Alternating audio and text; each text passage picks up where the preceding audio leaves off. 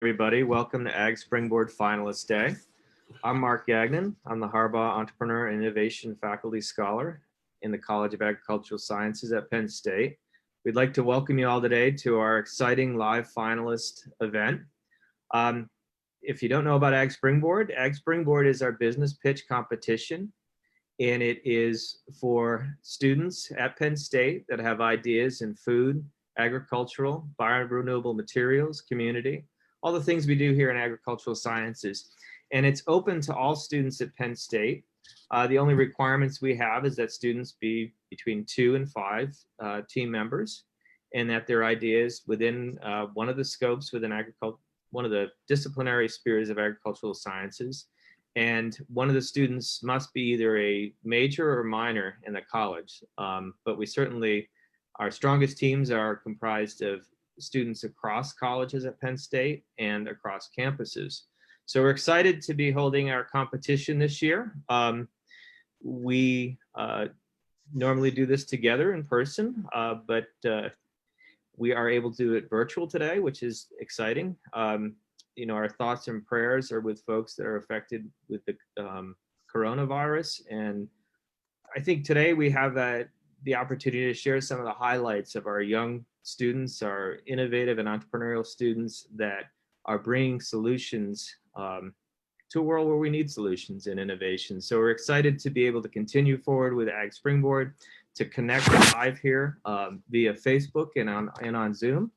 My co-host is with us today, Lisa Duchesne. She's going to be managing things on the Facebook front and hopefully keeping me on track and on time here. Ag Springboard is hosted by the Entrepreneurship and Innovation program in the College of Agricultural Sciences.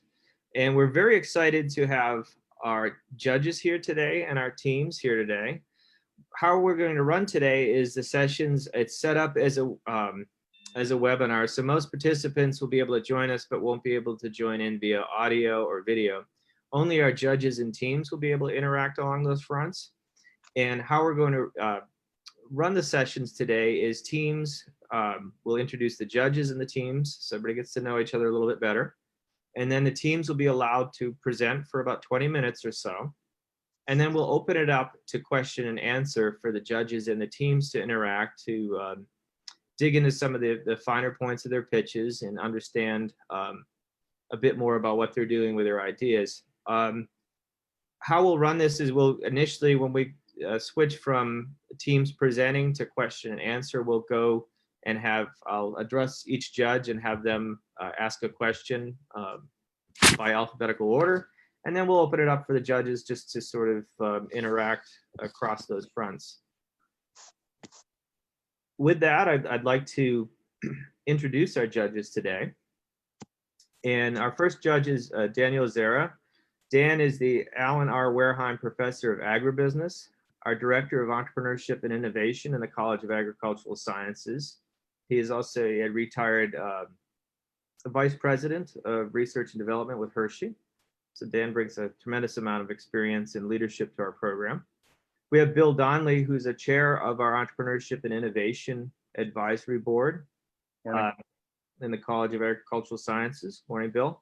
Bill is the retired CEO of Tangent Rail Corp and alum of the college.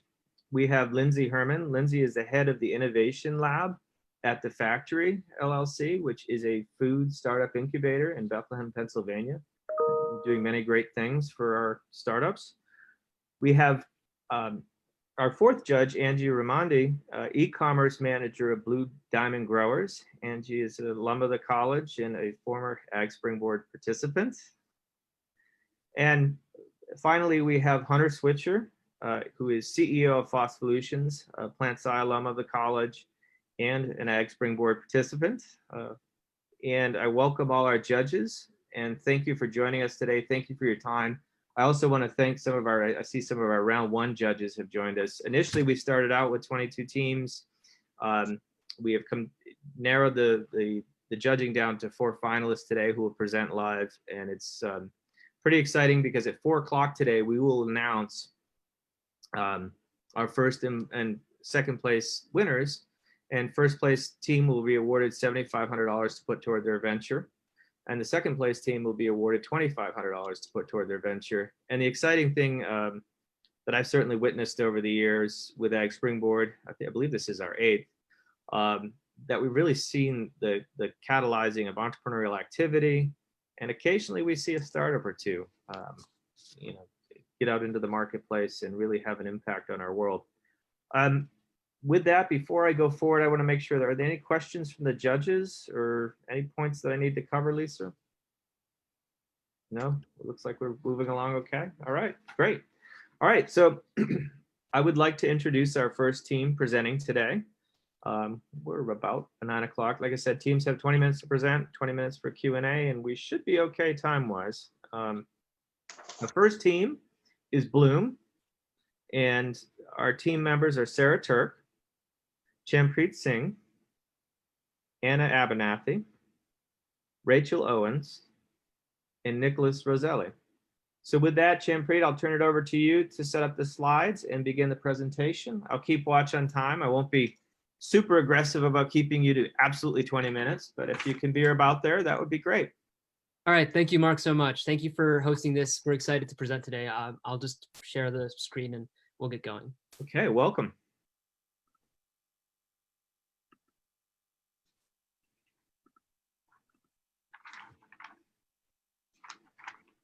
So can everyone see the screen right now? Yes. Yes? Okay, great. Okay. Cool. Let's set it up. Okay. Everyone's good? Yep. Looks good. All right, great. Good morning. I want to tell you about something that happens halfway across the world in rural Kenya. This is Tom. He's a Kenyan farmer who grows tomatoes.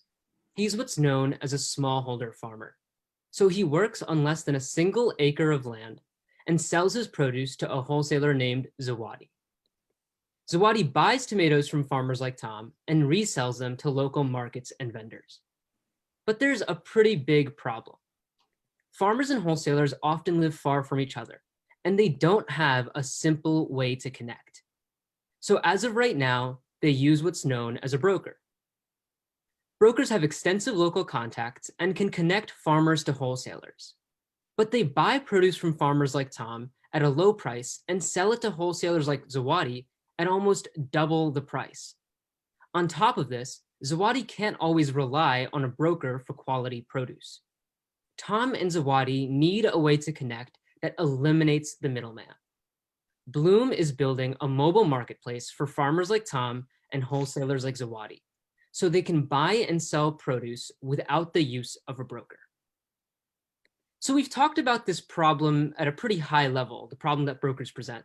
But what is really hurting farmers and wholesalers, and what are they looking for in a marketplace? First, and perhaps most obviously, there is a severe lack of fair compensation paid to the farmer and wholesaler. In a survey of over 30 Kenyan farmers, we found that on average, a broker resells a farmer's produce at around 1.9 times the original price.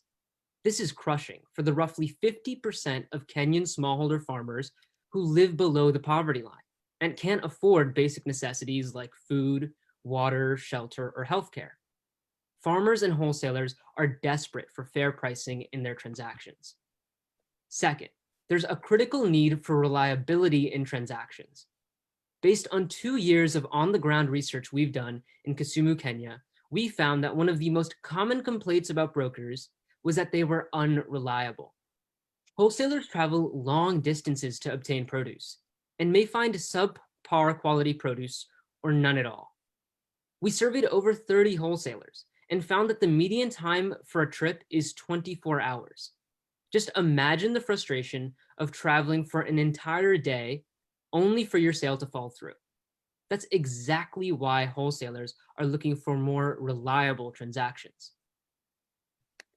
Third, the size of farmers and wholesalers' networks are limited by the stranglehold that brokers have on the current transaction system. From our survey of 30 wholesalers, we found that 90% of them exclusively use a broker to find farmers. This severely limits their ability to expand their network of farmers as they're constrained to just the broker's contacts. This harms farmers and wholesalers, who are excluded from each other's networks. Farmers and wholesalers need an inclusive marketplace, one where everyone has an opportunity to buy or sell crops. Unfortunately, brokers have been the only option for farmers and wholesalers to connect. Farmers and wholesalers need a fair, reliable, and inclusive way to connect and transact produce. So we need a solution that will allow Tom and Zawadi to both keep their profits. This is where Bloom comes in.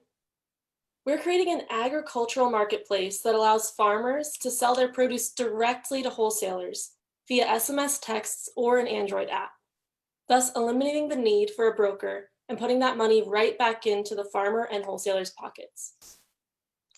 Let's say Tom, the smallholder farmer, wants to sell his tomatoes. Here's how he uses Bloom's platform to sell his produce. As you can see in our prototype, which our product development team created this semester, Tom types a message, register, to a 5-digit shortcode to begin interacting with our automated chatbot, which will ask him questions about the produce that he wants to sell. Then Tom responds to questions from our chatbot with information about his produce. First is the type of crop that he's selling. Our system's also using AI to make smart suggestions in case a posting is misspelled. This will ensure farmers' postings get viewed when wholesalers are searching for produce. Then Tom is asked how much of the crop he is selling, here responding in kilograms. After the quantity, Tom then clarifies where he's located. This information is used with another Bloom AI feature that offers smart suggestions to farmers for the best price of their produce in the area. Tom can then choose to use this price suggestion or to set a different price for his produce. Once the price is set, the posting is made and it's then viewable for any wholesalers. Wholesalers will use a similar process to find produce, and we're developing an Android app for them. Any postings made on SMS can be viewed on the Android app and vice versa. Now that we know what our prototype looks like, let's dive into exactly how we're going to solve our customers' problems. As Champreet explained, we need to address the lack of fairness, reliability, and inclusivity in the current system. First, our platform ensures fair pricing for the user. Our platform entirely removes the need for a broker, and Bloom gives control back to the farmer because they can set their own price for their crops. We also provide price suggestions for the farmer for their produce based on the crop prices in their area. This levels the playing field for farmers and then empowers them to make informed decisions. Second, Bloom is a reliable marketplace. Our platform offers a user review system for both farmers and wholesalers to give feedback after each transaction. Also, farmers send pictures of produce for wholesalers to view using our app or SMS, just like this picture on the left that you can see. In our direct customer surveys of about 40 wholesalers, we have found that they heavily rely on photos as a form of quality assurance before making that big trip and traveling to farms to purchase produce. By having user reviews and photos, we assure reliability in our marketplace. And third, we offer an inclusive marketplace. As mentioned earlier, customers who only own SMS-enabled cell phones can use our platform. According to a Geopulse study, these people account for 33% of all Kenyan farmers. Even farmers with smartphones prefer to use SMS messaging since data is very expensive and can be a financial burden. Another key element of our inclusivity is crop variety. There are over 130 different types of crops grown in Kenya, and we allow farmers to sell any type of produce that they grow on our platform. Since we provide both cross-platform and an unlimited crop variety, we're lowering the barrier to entry for all users and thus increasing our customer market. Our solution is viable because it's enhancing the current buying and selling process. By removing the broker and the deficiencies that come with them, Bloom improves the current ecosystem with added value without disrupting the flow of business. There's actually no direct competitor for what we are trying to do. All of our major competitors provide either fair pricing, reliability, or inclusivity. However, none of them provide all three. To begin with mFarm, They're an online marketplace that mainly focuses on providing farmers with pricing information to improve their market knowledge. Though they provide a fair price transaction system, their focus on disseminating market prices diverted their attention away from providing a reliable platform. We've even found Facebook reviews that mFarm has a very poor customer relations record. Twiga is our largest competitor and directly transports produce from farm to vendor. Though they can guarantee farmers will be able to reliably sell their produce, this excludes users because they do not provide capabilities and only allow for 13 crops to be sold on their platform. Soco Pepe, like mFarm, has a fair marketplace in which farmers set their own prices. However, they are unreliable due to a lack of review system and also provide no SMS capabilities, excluding farmers. We can outperform our competition because we deliver on all three components in our platform. By building upon our competitors' successes and failures, we can learn and grow more quickly. So we have a platform that can clearly outperform the competition. But the next question is, how can we make money and market our product to our end users? We generate revenue from wholesalers by attaching a percentage fee onto each purchase. Once a farmer and a wholesaler have confirmed a transaction through our platform, Bloom collects 2% of the sale. This 2% figure is based on similar fees that Amazon, eBay, PayPal, and Etsy have used. We only charge this fee to wholesalers because they're more likely than farmers to have access to mobile banking services like M-Pesa. Farmers are more cash dependent, which makes them a less reliable source for transaction fees. Our transaction fee is considerably less than the upcharges wholesalers currently face in markets from brokers. As mentioned earlier, wholesalers buy crops from brokers at a price that is 100% more than the original price. Our 2% transaction fee is 50 times smaller than this exorbitant margin. Our long-term vision is to grow geographically and into new markets. We'll be starting in Kisumu, Kenya, which is highlighted in the map on the left and home to 50,000 smallholders. We'll then target the roughly 3 million smallholder farmers in Kenya. After expanding nationally, we'll grow to neighboring East African countries that are home to 20 million smallholder farmers. Finally, we can set our sights on the global smallholder population that represents over 500 million people. So let's walk through our revenue projections and the massive opportunity that this global smallholder population presents to us. The average smallholder farmer sells at least $1,800 worth of produce per year.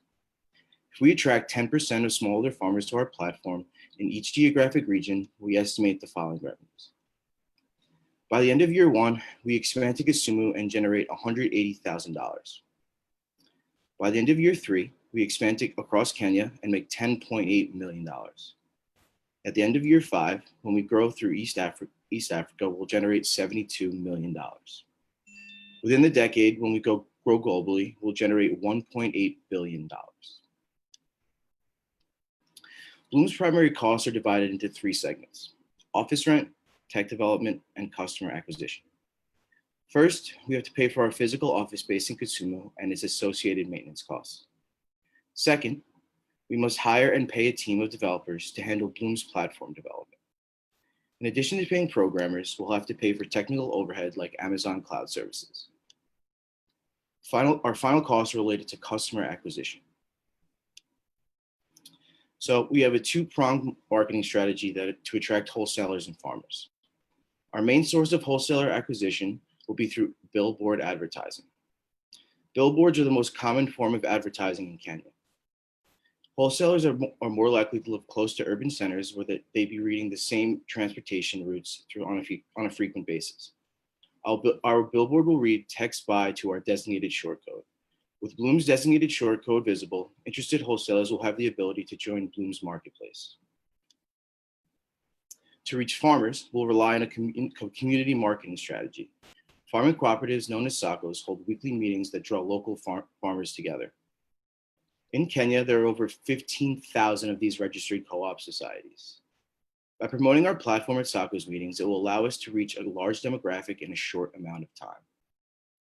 In these communities, a farmer known as a lead farmer manages a series of subsidiary farms. By engaging these lead farmers who are influencers in their communities, we tap into their expansive networks of farmer contacts.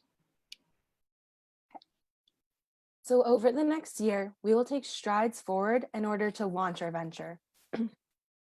Once international travel opens up again, we are planning on traveling to Kisumu, Kenya to test our product with actual Kenyan farmers and wholesalers. But before that, there's a couple things we need to do. We've already contacted over 100 farmers and wholesalers, but we want to continue to aggregate as many farmer wholesaler contacts as possible before getting to Kenya, so that when we do get there, we can hit the ground running and immediately start testing our prototype. We'll do this by reaching out to farmers on social media, such as WhatsApp and Facebook. In the meanwhile, we actually have 2 auxiliary team members already on the ground in Kenya. Their names are Dorcas and Jacob. They have extensive contacts with wholesalers and farmers that they know and have already earned their trust. We'll be working with these contacts to form a test group of farmers and wholesalers to try out our SMS-only version of our prototype during these next few months. This will provide us with valuable feedback about the usability of our prototype and show us a proof of concept for the platform. And then we're going to use this feedback in order to improve the user experience of our products and have the best possible platform when we travel to Kenya ourselves. In addition to this, we are going to continue to survey these farmers and wholesalers across Kenya. We want to best understand our customers' daily lives and the problems that they face. And we're going to conduct these surveys using our contacts such as Dorcas and Jacob, as well as our own personal conversations we've been having on Facebook and WhatsApp. Currently, we do have an SMS version of our prototype. And then by the end of the summer, we want to finish development of our Android app as well. And we're going to be doing this by using the feedback we get from this test group of farmers and wholesalers. Within the next year, our proposed venture will launch, and we will have a full team working full-time in Kenya. We believe that the team we have now is uniquely equipped to solve the challenges we face ahead. Our product development team includes computer science majors with a wide range of professional and academic technical experience, including app development, database management, machine learning, and UX development. And then we have our fantastic customer research team that will understand our users' needs. And for almost 2 years, our team has been speaking directly with farmers and wholesalers on the ground about the difficulties in selling and buying produce. And finally, as I mentioned before, we have our 2 Kenyan contacts on the ground engaging with farmers and wholesalers every day in their daily lives, Jacob Otanio and Dorcas Owino.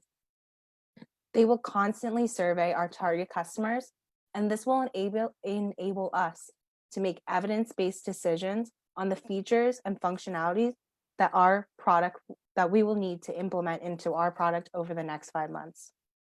Our ultimate plan is to travel to Kenya by the end of this year to launch our product and meet with our target customers face to face. So one of the things that our team is looking forward to when we travel to Kenya is meeting more farmers just like Tom. Tom, that farmer we mentioned in the beginning, he's not made up. He's real. And Tom reached out to us on Facebook to voice his concerns about the broker system. He was one of the most passionate farmers we spoke to over the past 2 years. Like the other 3 million smallholder farmers in Kenya, Tom hates the current transaction system. He feels hopeless. In fact, he told us this in one of our personal conversations. Our platform gives Tom and other smallholder farmers a reason to be hopeful about their future of selling produce. We are Bloom. We've created a marketplace that is fair, reliable, and inclusive, and we are Tom's #1 ally. Thank you. Okay. Well, thank you, team. What I'd like to do now is open it up to judges' questions, and we'll start with Dan Azera. Dan, do you want to open up with a question? Sure.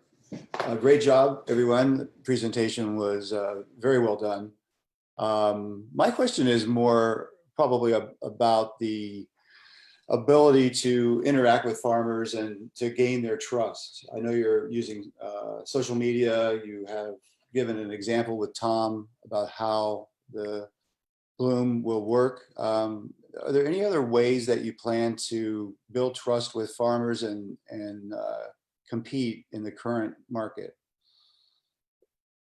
I would say definitely by increasing the role that Jacob and Dorcas have in our project. That is the way that we can build the most trust. They're on the ground, they're Kenyan, they live in Kisumu, and I think that is really important. I think it's critical that we understand that at least for the next few months while we're not in Kenya, that we have to continue to give them more autonomy in how they conduct surveys, who they talk to, how they talk to them. And once we get there, I have confidence we can build that trust. Past members of our team have been to Kenya, and they have a lot of experience in how to talk to farmers, how to engage with people who are in a totally different country. And once you're there, I think it's definitely very possible, and people will trust you as long as you have the proper manners and you understand kind of, how to talk to those farmers. And we have tons of people we know who have experience on that. But I think for now, the short term, the key is really Dorcas and Jacob, and having them on our team is just absolutely critical. And it's fantastic for us because they have those relationships already. Great, thank you. Bill, questions on your end? Oh, it looks like you're on mute, Bill. Sorry, I have two questions. In this particular marketplace, somewhere over time, over years, the leverage in the marketplace has gone to the brokers in terms of the fact that they seem to be the ones who are making the proverbial buck here. Do you see any risk going forward that leverage will just move to the wholesalers, and that the wholesalers realize that there's a lot of money to be made that the broker has historically made when they set their price that they're willing to pay? You think that's a concern? Yeah, well, it's definitely a concern, but I think ways we have come up with to combat that is maybe in the future by employing these brokers on our platform, and also I guess in the sense that the leverage going to the wholesalers. So one way we've decided that we can prevent these under the table deals is that this transaction fee, we're going to make it non-refundable. Because if we were to, because the way that this transaction works is that when the wholesaler and the farmer meet, they both have to either type okay into our SMS or our app platform, and once that this transaction is done, once the transaction is done, the obviously the wholesaler is satisfied, so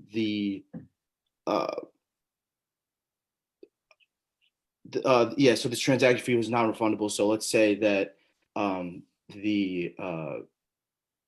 sorry, I'm just Champrit, you want to help me out here? Yeah, so I would say, the big thing to keep in mind is that the farmer is setting the price. They have total autonomy over that, and I think by providing a pricing suggestion for what the price is actually going on the real market, if you remember in our prototype, we're actually giving a lot of power back to the farmer, because now they know, the average price of my tomatoes, if a wholesaler approaches me and says, I want 100 shillings, that's their unit of currency for your tomatoes. But I know that from Bloom's platform that the actual market price is 140. I already have a lot of the power just because of the information I have. So we're preventing information asymmetry here. And I think that is really what levels the playing field. Plus, at the end of the day, the farmer is still the one putting down the price into the platform. So the wholesaler doesn't, it's pretty equal, I would say, because of those two things. Okay. Second question, just quickly. I might have been making notes and missed it. You had a pretty good slide showing the revenue growth. I'm not sure I saw a lot about the underlying cost structure and profitability.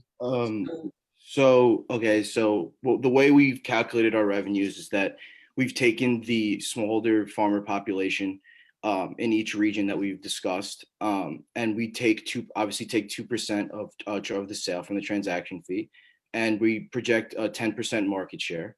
And so we've also decided that through our research and surveys and the agricultural census of 2018, we've found that they've made smallholder farmers make about $1,800 per year. So when you multiply all these numbers, we'd get a rough estimate of how much we would make per year. Then to speak towards the costs. Yes. Yeah, so these are really rough. And I think it's important to keep in mind that some of these numbers are kind of like moving targets. So office space in Kasumu is very cheap. It's around $500 a month. We can probably have maybe 10 to 20 employees in an office of that size. To build the bot, that chat bot that we showed you, we have to use Africa's Talking's SMS API. That's just basically code that they provide to you that allows you to create a chat bot.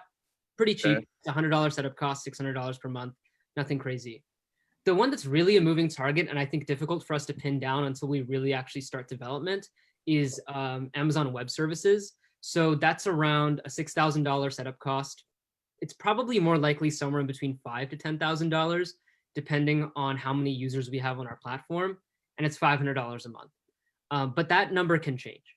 Another one that's variable is how many software developers we have. I think the average salary would be between $50,000 to $80,000. So these are the costs we can definitively talk about right now. This is the best we've been able to get together. I think going forward, we're going to need to get some more specifics. But I think one of the great things about being a tech company is a lot of the technical overhead really isn't super, super expensive for something like this. Okay, thanks. Hey, Lindsay?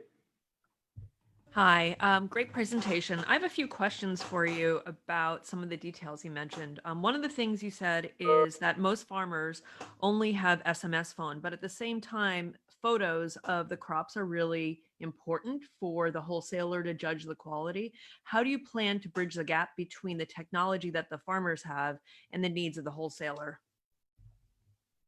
Yeah, I can take that one. We found that actually farmers can send photos over SMS. They just won't be able to send videos. But we'll also have the app, which farmers can use if they have a smartphone, and they can send videos on that if they need to, but pictures are still very valuable for the wholesalers to see. So the data from a photo is not going to be so high that it will cost the farmer a lot to send. No. So my next question, also related to your phone, what is the literacy rate for smallholder farmers in Kenya and across the other markets where you plan to expand? Yeah, if you want to go to the SMS successes slide. So not exactly literacy, but for phone literacy, there are these other agricultural related apps. So we know the rural farmers are using them. And they've had a lot of success in rural Kenya. So We Farm, 95% of their users opted for SMS. So like that's clearly showing more SMS success. But on those apps, we've talked to the people at Plant Village actually who made the tool. And people are reading on there, talking to each other, really like clearly literate in terms of what they're needing to use on the app, and also technologically literate and like knowing how to use an app or SMS to get the information that they need, especially when they're trained on the tool. Yeah, I would also add that the founder of WeFarm, so they have like hundreds of thousands of users on their platform and they all use SMS. He refers to SMS as the internet for those without internet. So it's a really powerful tool that people are pretty comfortable with in Kenya. Even if the literacy rates might be lower, they still, I think it's important to keep in mind, if they need to find a way to sell their produce, which is how they make their daily living, they will find a way to do it no matter what, because they're incredibly resourceful people. Definitely, I think SMS is what they're more comfortable with, but we don't foresee that as a massive problem because of how common it actually is. Is there any way with the SMS prompts to go to voice prompts as well? Is that a feature that you could have? So we've thought about voice, but to kind of pivot into another way to make it easier and to kind of get to this point of how do we make this as easy as possible for farmers to use is we can use something called USSD. All of us have maybe used USSD at some point in the past. It's basically just a menu-based service which is another way of texting back and forth. So as you can see in this picture over here, the way that USSD works is instead of in our prototype where you're texting these free form responses back, there are these menus. So you'll text a phone number, and then, for example, if you want to do a mobile payment, like M banking here, you'll text a phone number and it'll give you 5 options. 1, balance check, 2, bill payment, 3, my transactions, and so forth. So instead of having to like type things out, all you're doing is hitting a bunch of numbers on a keypad, and it just takes you through a series of prompts. Obviously, that won't work perfectly for us because some of the questions we ask require a free form response. But one way we can make it easier for the farmers is by incorporating some elements of this menu design into our SMS prompts so that they don't have to like type everything out. And that's also something that we found from a former founder and CEO of a USSD company.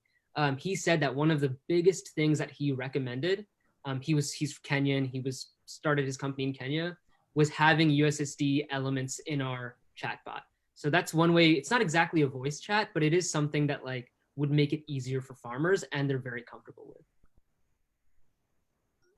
Great. So it sounds like you thought a lot about that aspect of it. The next question I have is just about market setting.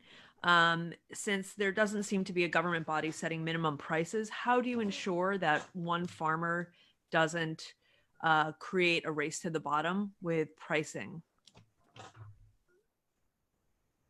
Can you elaborate a little bit by a race to the bottom? So race to the bottom meaning underpricing competition, creating a sort of waterfall effect where other farmers fall and begin to lower prices in order to capture what they believe is revenue. And as a result, market pricing bottoms out because there's a kind of a race to the bottom.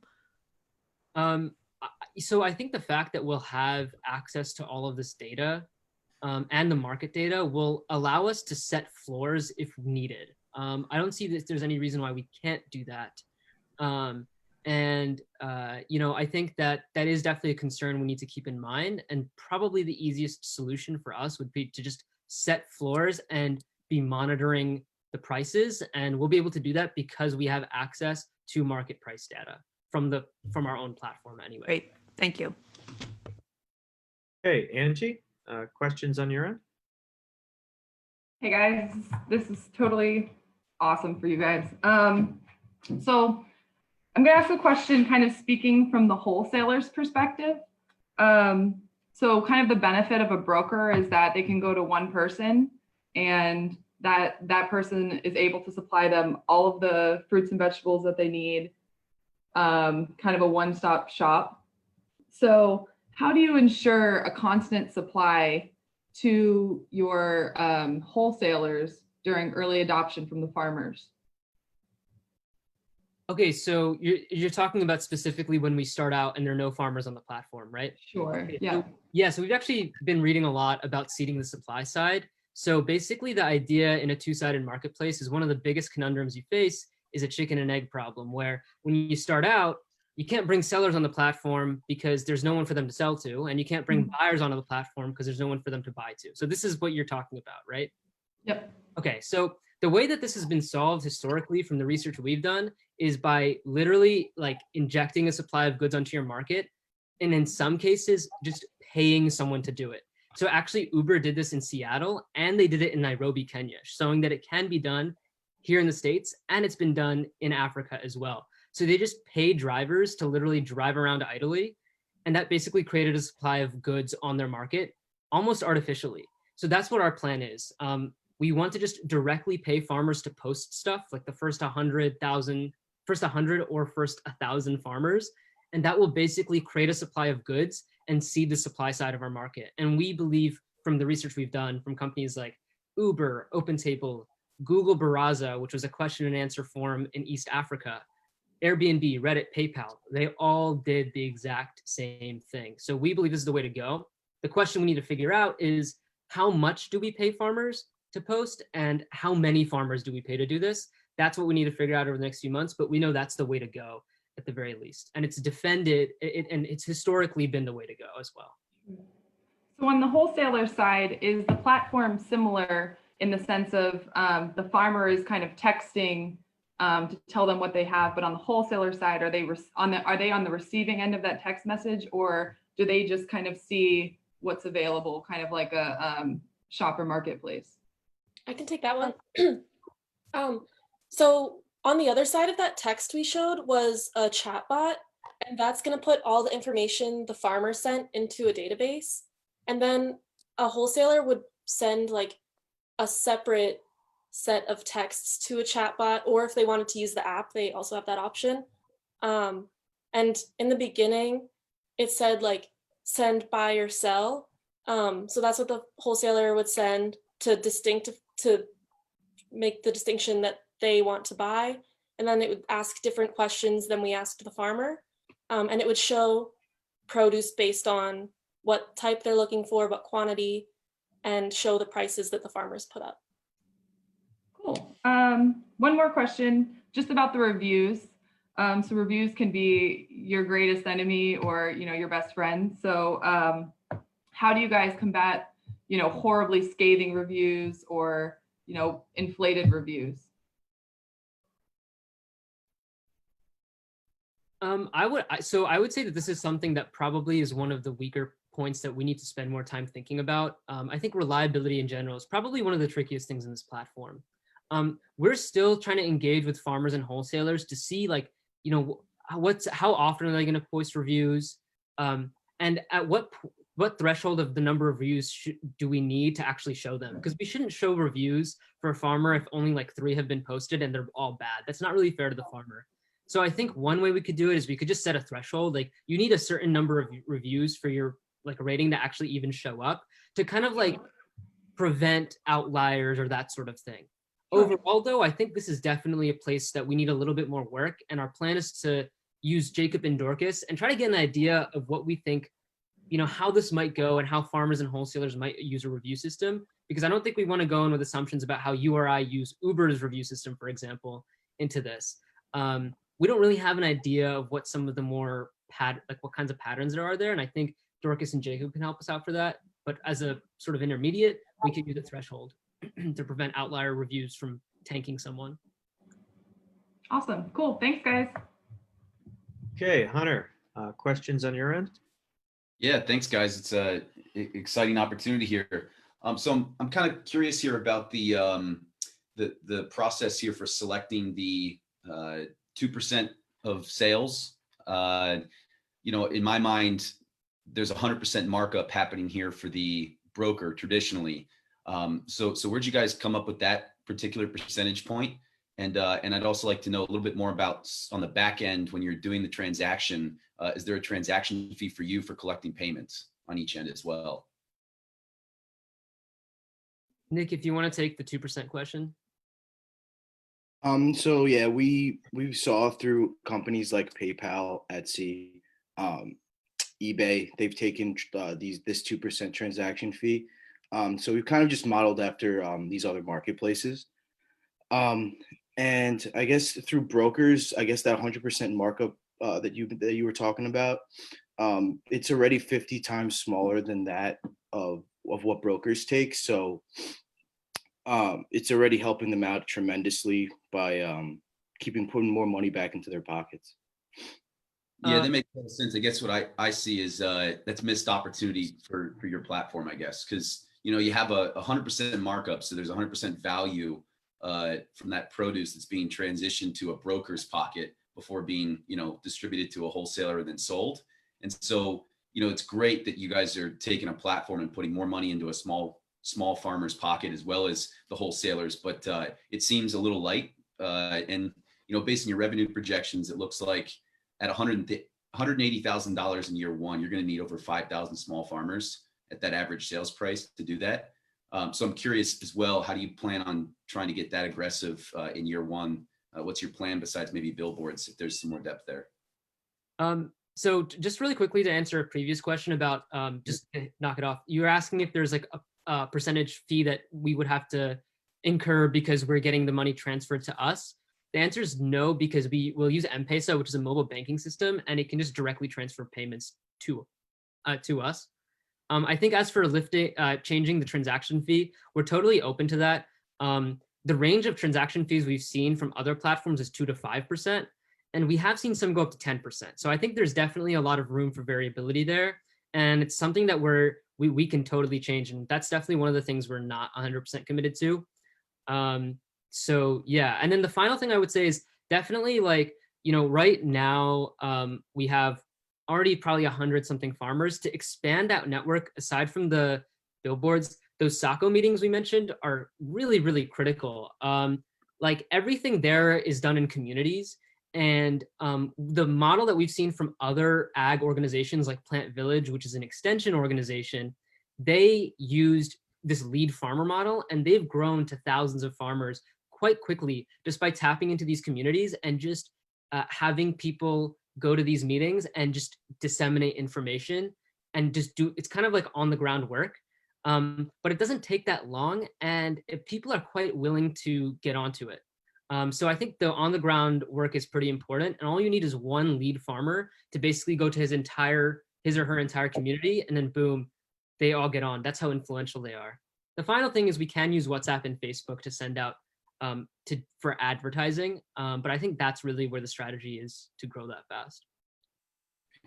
And just maybe a comment here as well, as you're thinking about potentially, shifting that transaction fee.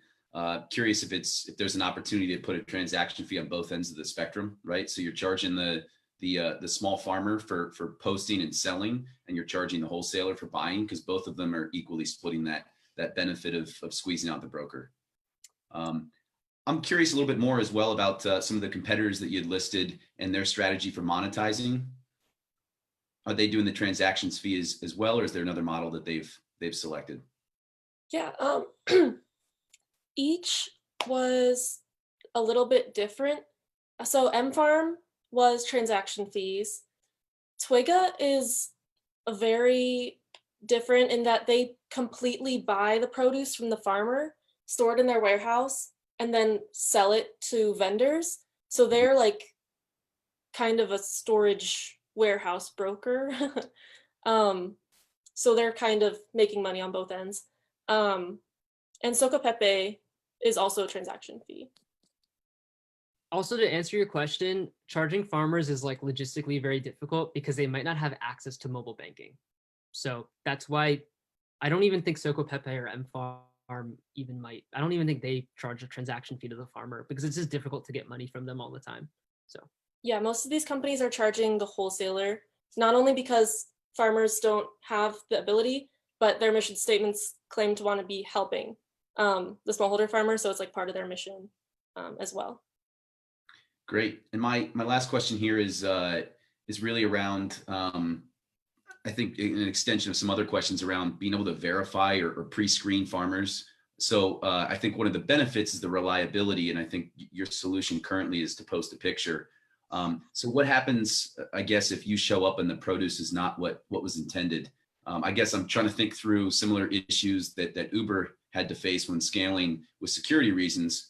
Having to pre-screen drivers and putting them through, being able to digitally track them to make sure that they were, obviously taking your destination, things like that. So do you guys envision experiencing those issues, and how might the app be able to develop in the future to address them? yeah, so I think definitely the user reviews are a big part of it. I think in the very beginning, like we said, we're going to see the supply side. So we're going to be really hands-on, so we can make sure we're selecting farmers in the beginning that are already pretty good. Now that's obviously not sustainable at scale, but that's one way to start out. At scale, we can use the user reviews. And I think we do have a plan to potentially boot off farmers if they're problematic and they have a lot of bad reviews, or suspend them or something like that. The final thing I would add is that it is a little bit different there. It's not the same as here where, like, if something goes wrong with your Uber driver, you're going to be super upset. Like, obviously the wholesalers are upset, but in this case, they're not necessarily going to be putting money down until they actually go meet the farmer in person. So the only thing they're losing is the travel time, which is a problem, but they're the very least, they're not losing money if they go up and show up there and there's no produce. They don't actually transact or exchange money until they meet. So that's another way to mitigate some of the reliability issues, so that at least the wholesaler isn't super upset that that produce isn't there. It's not great quality. Okay, we've reached our time threshold. We have maybe another minute for a quick question from one of the judges. Any additional follow-on questions, or the judges okay? I have just a quick one as I'm going through the score sheet. You didn't talk about intellectual property. Any comment on that? So I would say that most of the intellectual property would be in the data that we got, not necessarily in the actual bot itself. That's really what's valuable for us. I guess it's not necessarily exactly intellectual property, but that's what's really, really valuable for us as a company. It can be used for targeted advertising, and it can be used for machine learning applications and things like that. Okay, thanks. Okay, well, I want to thank Team Bloom. And what we'll do in the meantime here is I'll work to set up our next team, and we'll take a 2-minute pause, and we'll get things set up here technically. And again, thank you all, Bloom. Thank you, judges. We'll reconnect in about 2 minutes here at 9:53. Thank you. Thank you. Great job, guys. Hey, I want to tell you quick that the Facebook is going very well. You got great comments. Lots of people said, great job, Bloom, great idea, great presentation, and you do have someone out there ready to invest. So it's going really well. Nice job. All right, good deal. All right, let me set some things up here, and we'll be where we need to be.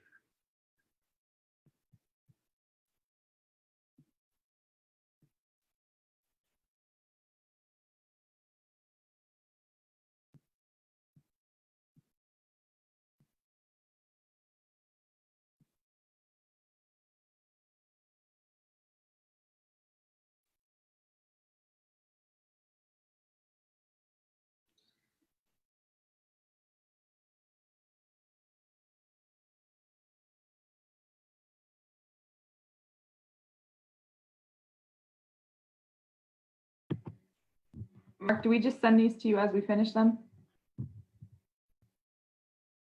You're on mute. Sorry, up to you. Yeah, if you want to send them via email, whenever, or if you want to send them at the end, yeah, up to you. All right, Kelvin, are you able to connect? Oh. Yep, I'm here, ready. Morning, Kelvin. And I see Morning, Mark. there. Mary, are you able to connect? Yes. Okay, excellent. Well, we'll get started here. I'll make some introductions, and then Kelvin, are you able to? You should be able to share your slides, or Mary. Okay. I'm on your team, but let me introduce our judges first. Okay. And our judges today are Daniel Zera. Dan is the Alan R. Wareheim Professor of Agribusiness, our Director of Entrepreneurship and Innovation in the College of Agricultural Sciences. Our next judge is Bill Donnelly. Bill is our Chair of our Entrepreneurship and Innovation Advisory Board in the College of Agricultural Sciences, and is retired CEO of Tangent Rail Corp. We have Lindsay Herman. Lindsay is the head of the Innovation Lab at the Factory LLC in Bethlehem, a food incubator, food startup incubator. We have Angie Raimondi. Angie is the e-commerce manager at Blue Diamond Growers. And we have Hunter Swisher, who is the CEO of Phospolutions LLC. Okay, what we have is 20 minutes for teams to present, 20 minutes for questions and answers. We're running a little bit behind, but I'm sure we'll be okay as we go here. Judges, I'd like to introduce Team Drop-In Fresh, and our team members are Kelvin Rank and Amanda Kuljoff. So good morning. And I guess I get everybody here. Mary, are you there?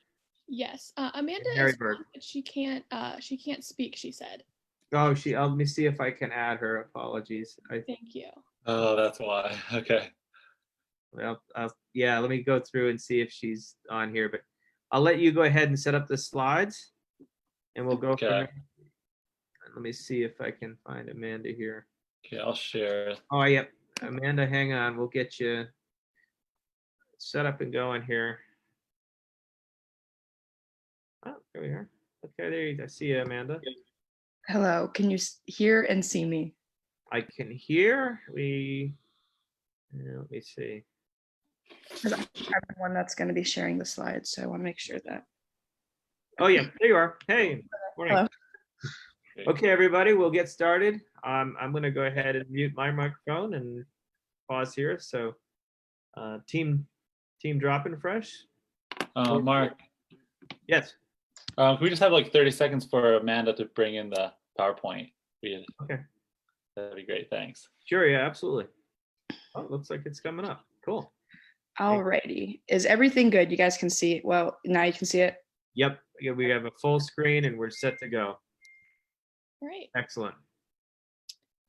So this is our startup Drop in Fresh. Our team is Mary Burke, myself, the COO, Amanda Kulioff, the CMO, and Kelvin Rank, our CEO.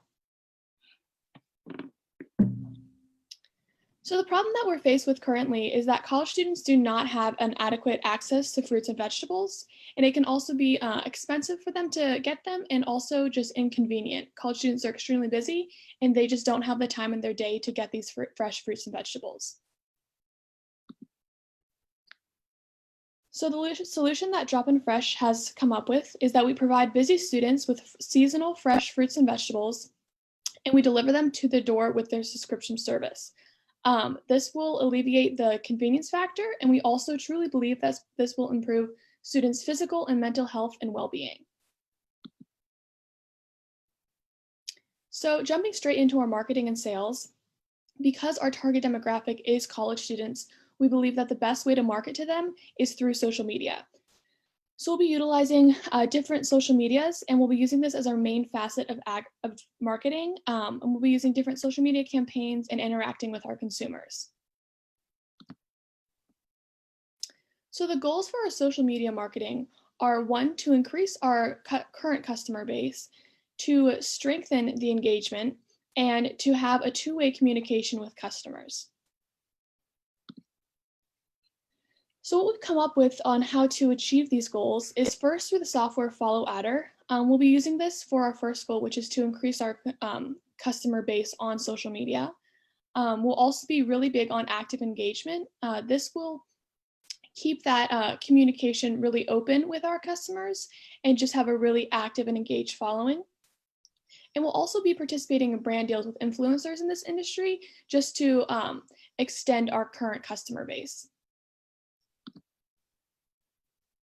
So as for the market size, the fresh fruit industry is currently at $109.126 billion industry and has 8,254 deals in America.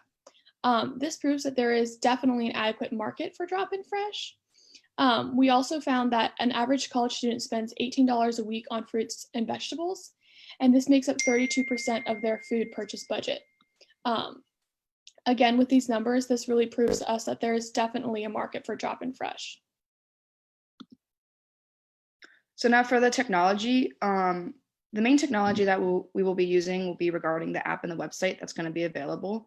So the main things that we want to have present in our app and website is that they're very simple and convenient, especially considering that our main target at the beginning is going to be college students. So we want to make it easy for them to be able to get produce, get it delivered to their door, not be stressed on top of school and work to just get healthy foods. And on top of that, we also are thinking about having pictures of the farms and the farmers on this app and website to create more of a personal approach so they know where their food's coming from, because a lot of times you don't know where your food's actually coming from. So for our competition, the main competition we seek is HelloFresh, Blue Apron, Amazon Fresh, and Freshly. And now with that, some HelloFresh stats. As of 2019, there are currently 2.97 million customers for HelloFresh, and their subscription service that does 3 meals per week, and that is delivery. So they have two options. They have a 2-person plan, which is $69 a week and an estimated $11.50 per person per meal. And then they also have the option of a family plan, which is $129 a week, which is $10.75 per person per meal. And now this differs from Drop in Fresh because they're serving complete meals and complete meals of 3 days a week, while we're specifically focusing on fresh and local produce from local farmers, obviously. And then for Amazon Fresh stats, So you can only get Amazon Fresh if you have an Amazon Prime, and then there are currently over 100 million people that have Amazon Prime.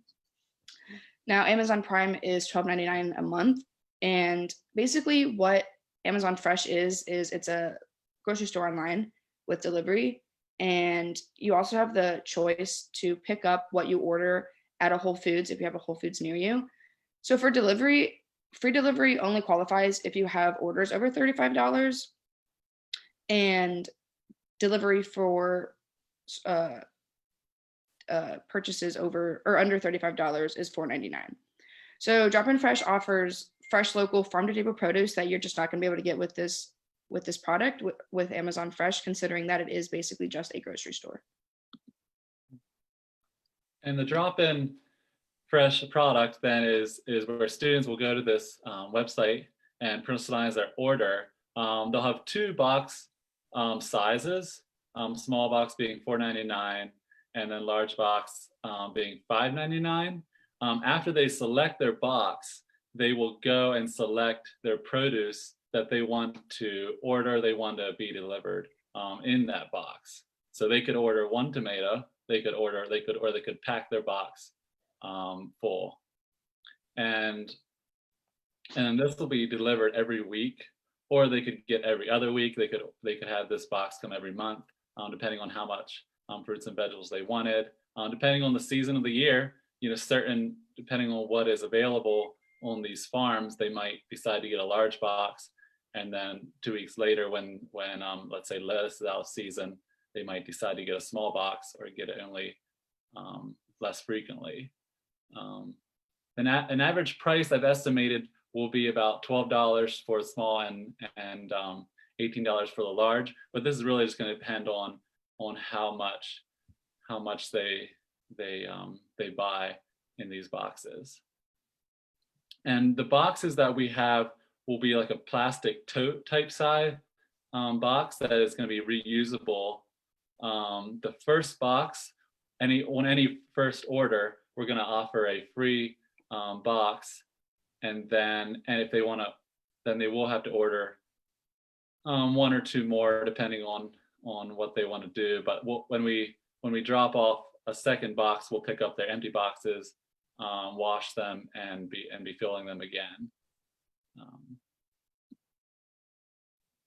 So current and future accomplishments. Each team member is said to put forward $10,000 for this startup, so we have at least an adequate amount to start. The next step is to test Drop In Fresh. So we want to get a working prototype of the app, of the website, make sure it looks professional, make sure it's easy to use. Like we said, we want it to be simple and convenient. So make sure that those 2 factors are put in to both the app and the website. We want to connect to local farmers and create relationships with them. So we have farmers that are going to want a partnership with us. And then we want to just start delivering to our Penn State campus. We want to advertise, we want to spread the word, we want to talk to our friends about it, we want to get opinions, and we want to see where it goes. And then we will alter our product by what we're hearing from the customers and what we're seeing and what like our most popular items are and things like that. Our business model is really focused around the student population there at Penn State and the farmers there in Happy Valley. We're giving value to students through giving them fresh produce and fruit picked ripe off the vine. And then we're creating value for the farmers, small business in the area, where they can have a better handle, less risk around their sales and the demand, and create some sort of prediction where they can see and kind of gauge sales.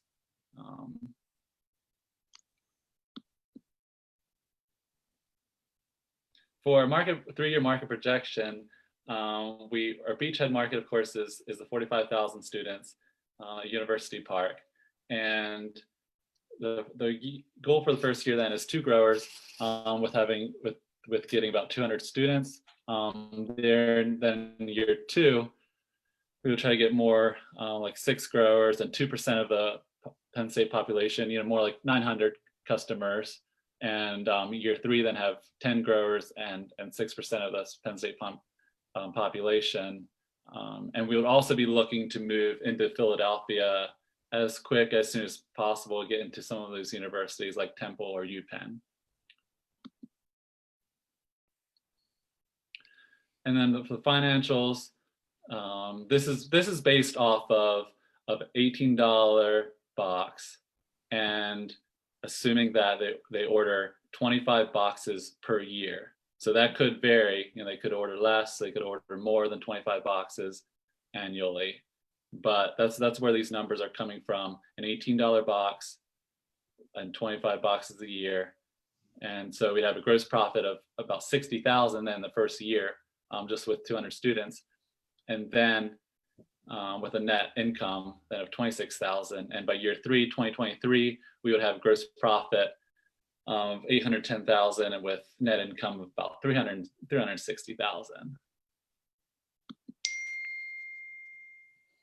For funding, we as Amanda mentioned earlier, we would each be putting about $10,000 of our own dollars into this business, and we would also be looking for, as needed, small business loans. But really, we're looking at a lean startup. We're looking at a small amount of money going into this startup, and yeah, keeping ownership, keeping management between the three of us.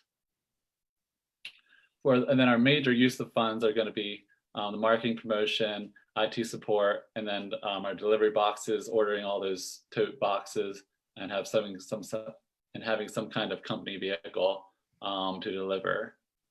Our exit strategy, our ideal scenario would be to partner specifically with a grower. If we could somehow merge with a farmer, with a local farmer, and we would be wanting to hold on to this and operate it, the three of us ourselves, as long as possible, and then just be looking for opportunities quite a ways down the future, potentially to merge with another business. And thank you very much. Any questions? Okay. Okay, team. Well, we'll start. Is Dan Azera? Dan, questions for the team? Yes. So nice job. One of the questions I have is around the quality of the fruits that you're going to be supplying to your customers. It would seem that you wouldn't have a great deal of intellectual property per se, but one of the advantages you could have is around the quality of the produce.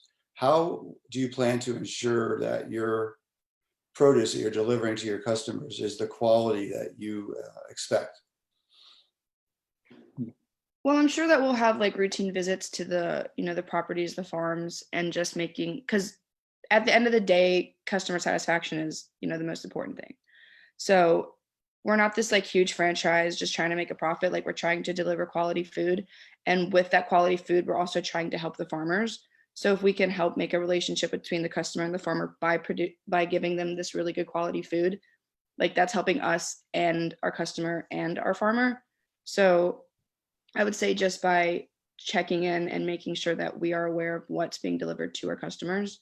If we're not happy, we'll figure something out. We'll figure out another farm. We'll talk through it with the farmer, whatever it takes. But we just really are focusing on like the fresh, the local. We want to get it to them quickly so it doesn't, lose nutrients or things like that. Yeah, us partners at Drop-In are going to have to ensure that quality while we're there picking it up. And yeah, that's going to be a big learning curve, figuring out how to make sure that our partner farmers are able to meet our expectations and kind of gauge what is realistic for them in supplying us. So yeah, and along those lines, have you given any thought to how you might brand your products, or let people know that this is product from Drop-In Fresh? Yeah, I think just through our different advertising, and like we mentioned, we're going to be using social media a lot, just making that really clear that these farmers are local and that the quality of them, we are ensuring, and just kind of getting that out there in the beginning, I think would be really important. My last question is in regard to distribution. So getting your product from the farm to the customer, what are your plans to ensure that that's a quality, safe process? Yeah, that's gonna basically look like our delivery truck. Having a routine, what is it, Monday morning or whatever day of the week it is, picking it up at the grower's farm, and us personally delivering that, driving. So Yeah, we want to be like a hands-on company. We don't want to just like watch it happen. Like we want to be a part of it. Okay, so each of you plans to be part of the pickup and driving the truck to your customer and distributing it. Basically, you'll all be involved, hands-on type of thing. Right. At least at the beginning while we're at like the University Park campus, because we'll be there, we'll be active, we'll be able to do that. Okay, thank you. Okay, Bill? Thanks, nice job. I really only have one question. This has to do with the establishment of the market itself. You're specifically targeting college students and fresh fruits and vegetables. What metrics do you have to back up your projections or the fact that there's such a demand? Starting off at University Park and then moving on to Philadelphia, as you said, how did you quantify what the market looks like here? Well, to start off, the very first thing that I can think of when you said that was when we were first talking about it, like in class, Mark had asked our class if anybody would be interested in that. And I honestly think of the whole class, only like 2 people didn't raise their hands.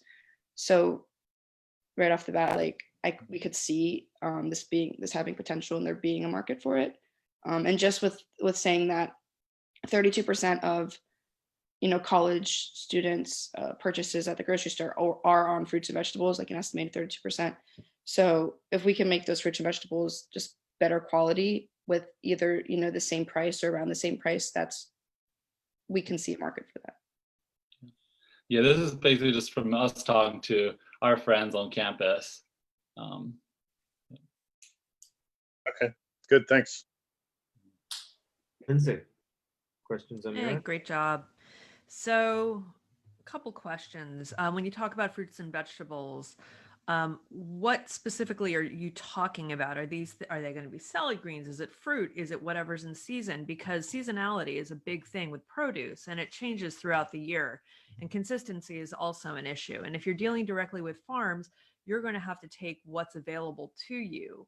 Have you thought about how you're going to deal with an assortment or and sort of a follow along question, how you're going to prepare some things in advance? Because I'm going to guess a lot of those students buying fresh fruits and vegetables are buying things that are already prepared and not preparing it in their dorm rooms. Yeah, so that is a concern of drop in fresh. And so what is available on the website to buy is going to depend on the grower's ability to produce it, and we are relying on the weather, that there's not some like catastrophic event destroying their tomato crop. And this is going to be better when we get more growers and better diversity. If we have grower in Philadelphia and a couple growers in Happy Valley, we can kind of get more diversity and more items on our list for them to select from. But we are going to be selling, for example, strawberries only during strawberry season.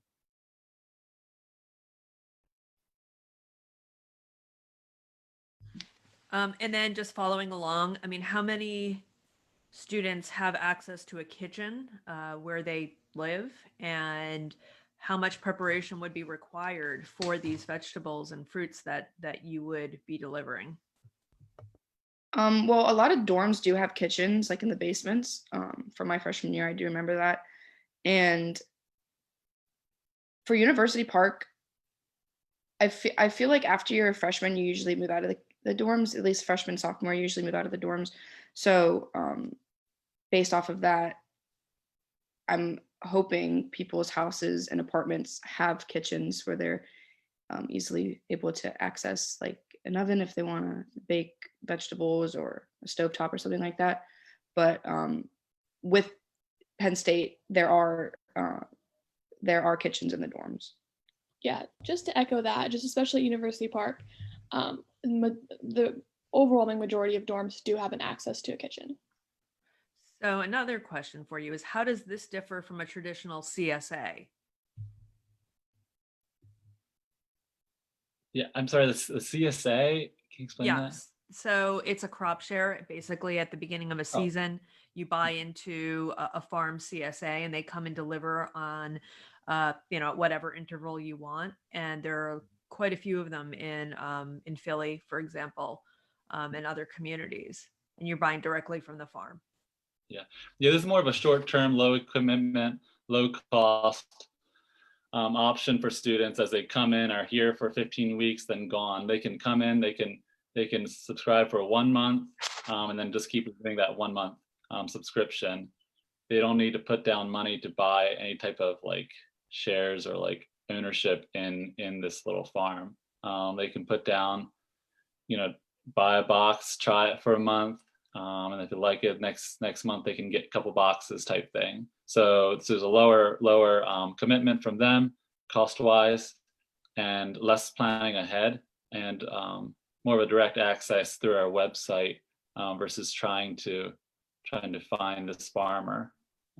So just going, building on that, one of the things you talked about was creating consistency for the farmer so that they could understand demand. But if you have your members going in and out of subscription, how does the farmer learn smooth demand? Or because it sounds like the demand could be really inconsistent. Yeah, they would also have to keep selling to the original markets bulk like they do, and so we would need them to have another option for going with any extra produce that they have. And yeah, that's something we really need to develop more, some sort of more connection between the student body and the farmer, to try to understand what students want, and have students give more like of an upfront expectation. Basically try to predict what students want and the amount they want. Would that be your role though? Yes. Yeah. We would drop in fresh, try to predict that, understand that, and talk with farmers ahead of time to see what they're growing and how much. So. Okay, thanks. Okay. Angie? I know you guys touched on this a little bit, but can you walk me through your supply chain? So basically how, if I put in an order, what are the steps that go into it coming to my door?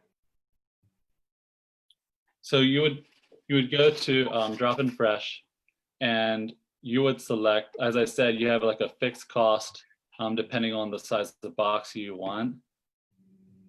And so you would select your box and then order, we'd have this list of items. Let's say there's like 12 options they can get for this week or for this season.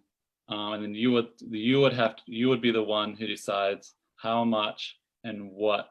So you would decide, let's say, how many tomatoes or lettuce, and of course sorry, not to interrupt. I'm just trying to understand the fulfillment side of it. So from when that order comes to you guys, how does that order translate to the farmer, to the delivery truck? Yeah. I feel like that would be through us again. Like, this is like all saying like at least at the beginning, because obviously we're not going to have like all these workers that are going to be delivering or packaging foods and stuff like that. So it again will be through us, where we see the order, we make the trip to the farmer, we make the phone call, we say we have this many orders of this many orders of this. We go, we give a little inspection to whatever products these people have ordered, check it, make sure the quality is what we want, and then we'll be the ones packaging it, we'll be the ones delivering it, we'll be the ones getting the reviews, kind of a thing. So that again at the beginning will be just like the Drop in Fresh crew. Okay. What do you guys do during the summer months when students are gone?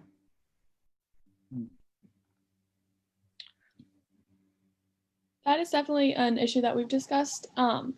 I mean, there are, of course, still some students there, but we could also try to market to just the local, state college residents as well, more during the summer months. And then the last question I have you talked a little bit marketing via social media. Can you kind of expand a little bit on, what that strategy might be? Yeah, so we're going to really utilize Instagram because that's the main social media for our demographic, which is college students. And we're just going to work on growing a really big customer base on there and just being like super active on there, really good engagement, even using it as a main source of communicating questions and everything. And I think it's just a really good way to get the information out about our farmers, about, deliveries and everything like that. I think it could be a really good community to grow on there. So more of organic, not necessarily advertising or paid. Right, exactly. Yeah. Okay. Thanks, guys. Okay, Hunter? Yes, thanks. So I'm curious, how much is it going to cost to build the final product to be able to service these orders? Cost to build a final product. You mean like an individual box, or more to get us up and running? Yeah, the platform. Our website. Yeah, the actual platform in which you'd be doing the ordering. Oh, that way. I estimate $2,000 to $3,000 for web design, and then we need our vehicle, and then any like costs for Facebook ads, Instagram, stuff like that. So where did you guys come up with the $10,000 a piece to throw in and start this thing? Do you envision needing more than that $30,000 to get this up and actually be able to start taking orders? No, I believe that 30,000 we can do it. Okay, and then what are your backgrounds? You all currently still in school? Yes. Mm-hmm. Yes, I'm graduating here in a few weeks. I come from an organic crop and dairy farm in central Pennsylvania here, and ag business major. So. And how about the other two? Yeah, I'm a junior right now, so I'll be a senior next year. So I'll still be at Penn State. Yeah, and I'll be a junior and with an advertising major. So I'm curious, if you're all throwing $10,000 in each, and it's going to take a little bit to get this up and running and start to make your first sales. I'm curious, how are you guys going to be able to survive and pay bills and still go through school? Is that something you guys have thought through? Yeah, well, I have personally, I have money saved from, summer jobs in the past and stuff. So just like being smart with my finances pretty much. And I do like extra work at Penn State with some of my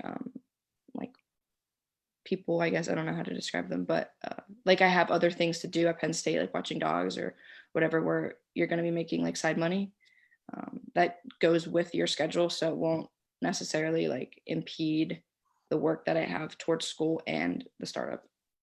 Personally, that's my thing. Yeah, we're going to need to somehow work another job while we do this startup, and be able to put time a day or two into drop in while working and having some other kind of cash flow, some sort of pay. So I'm curious too. My final question here is, how does this how do you envision this being in 5-10 years? Is there a strategy for scaling this beyond just the Penn State students and the local community, or is this something that's going to be more of a lifestyle business? More of a lifestyle, but we're gonna have to take on employees and figure out how to train and really monitor, as one of you asked about earlier, is monitor the quality and figure out how to ensure quality from this grower to the farmer. So, and how does that process? I guess, do you envision doing that organically through sales? And if so, when do you think you're going to become profitable?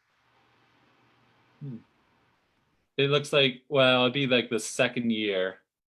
It would be about the second year, because we're looking at doing a 10% markup from what our grower charges. So we're looking at having, let's say $5 from that box, and then 10% of any produce they buy would be our revenue coming to drop in. But I think that by year 2, we could at least break even, not make a profit. So at a 10% operating profit, do you feel that you guys can sustain, yourselves, all 3 of you, on a salary once you do reach profitability? No, I have to look at that some more, but I think that, well, we also have money from the box. They have that fixed cost of $4.99, $5.99 that's coming into us. But I think it's going to take more like the 3rd year to pay all 3 of us a full salary. Great, thank you. Okay, we have a minute or 2 for last question from the judges. Any follow-on questions? I have one more question. I'm interested in what I would call the area of food waste. So it seems like based on your orders and delivering door to door, there's probably going to be extra fruits and vegetables that you're going to have to work off. And I'm wondering if you have a plan for finding a place for what could end up being waste from your operation. Do you mean waste from the buyer who doesn't eat what we sell, or more from the grower?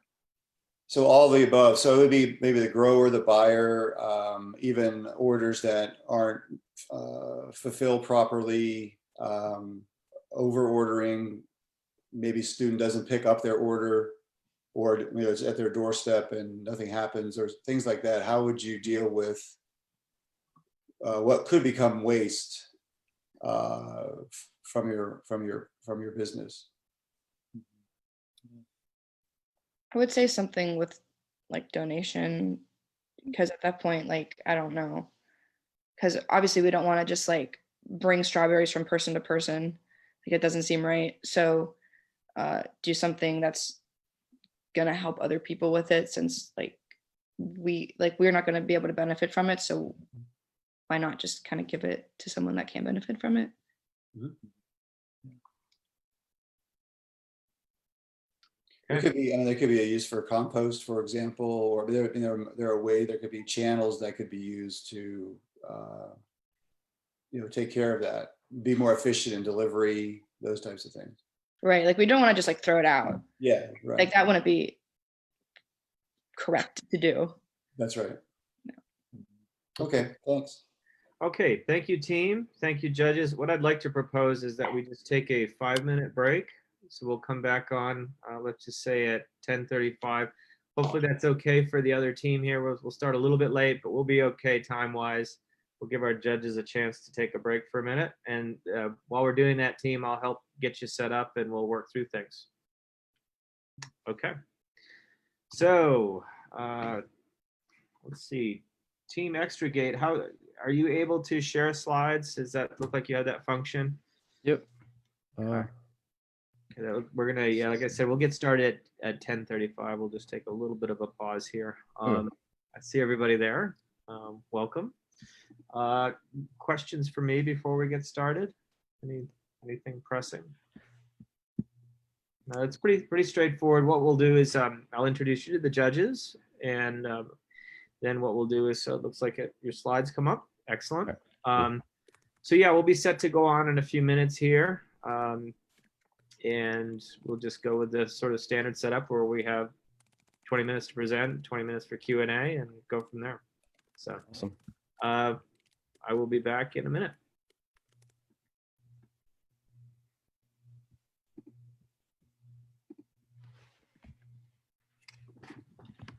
Hey, everybody. Welcome.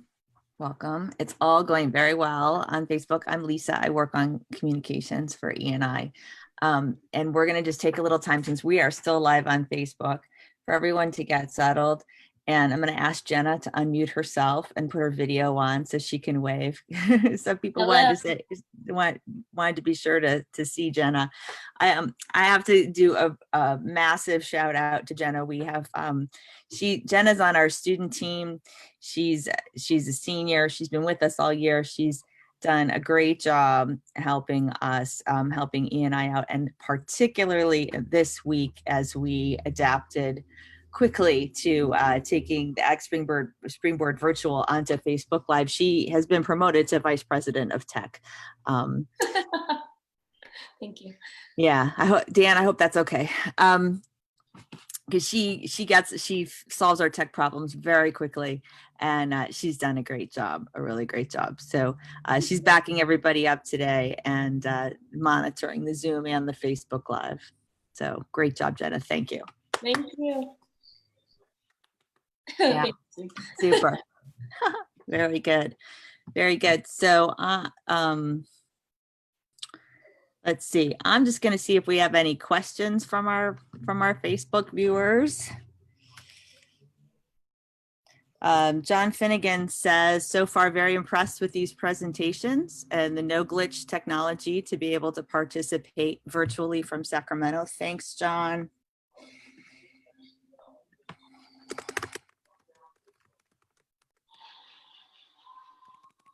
Lisa, can you see how many people are watching Facebook? Yeah, I can. Lisa, can you see how many people are watching Facebook? Oh, see, you've got a little echo there, so we're just gonna I didn't ask twice. No, it wasn't. It wasn't you. It's because my audio's on.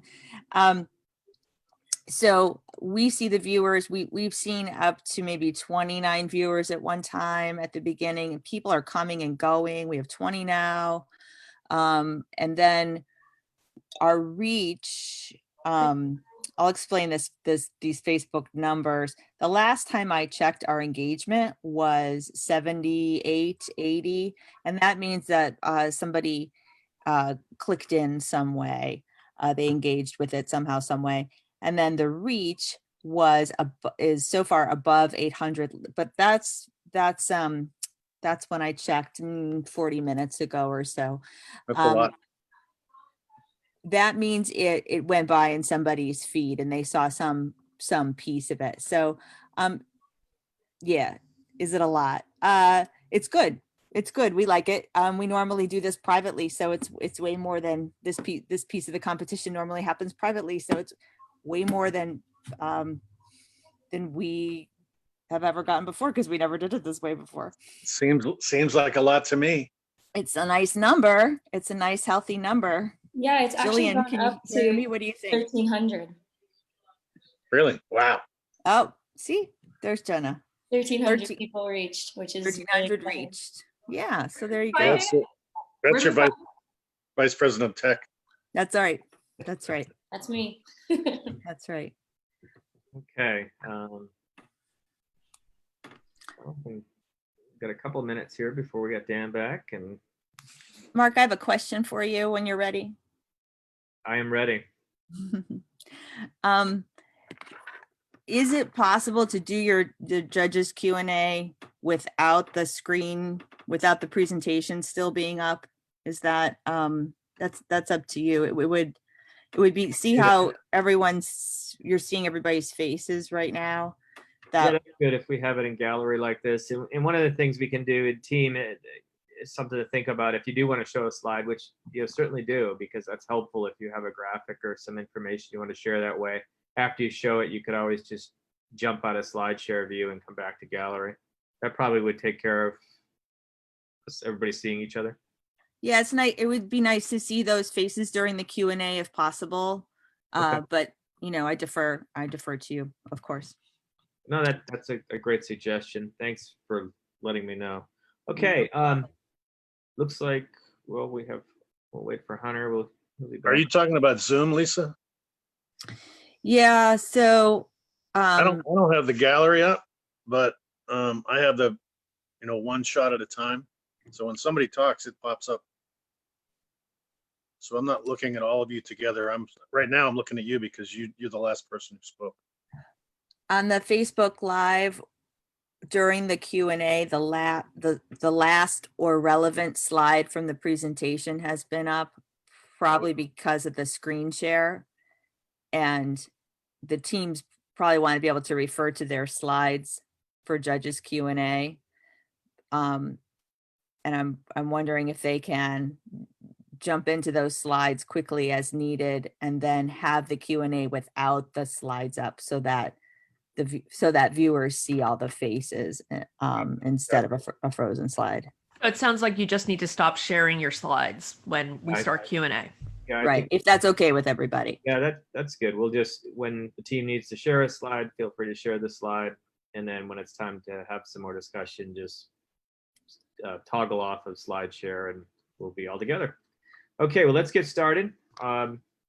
Welcome, everyone. I want to welcome those back on Facebook and other means here. We are in the midst of Ag Springboard finalist competition here. I'm Mark Gagnon. I'm your co-host with Lisa Duchesne here. I want to introduce our judges and then our team. So our judges today are Daniel Azera. He's Alan R. Wareheim Professor of Agribusiness, our Director of Entrepreneurship and Innovation in the College of Agricultural Sciences here at Penn State. We have Bill Donnelly, our Chair of our Entrepreneurship and Innovation Board. Morning. Also retired CEO of Tangent Rail Corp. We have Lindsay Herman, head of the Innovation Lab at the Factory LLC, a food startup incubator in Bethlehem, Pennsylvania. Morning, Lindsay. We have Angie Raimondi, e-commerce manager at Blue Diamond Growers, joining us today. And we have Hunter Swisher, CEO of Phosphollutions LLC, joining us today. I also want to mention that we're happy to be part of Penn State Startup Week. We're excited to bring Ag Springboard to, again this year. And this is our 8th year with Ag Springboard. So it certainly has been exciting to watch our students shine and excel. With that, I'd like to introduce Team Extrigate. And in Team Extrigate, we have Chris Jura, Mary Frage, Joshua Shoemaker, Catherine McAllister, and Lena Meha joining us today. And team, I will let you go ahead and set up. You'll have 20 minutes for presentation. We'll have 20 minutes for question and answer, and we'll go from there. So welcome.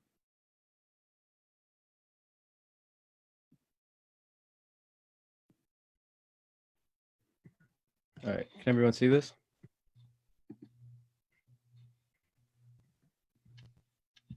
Looks great, thanks.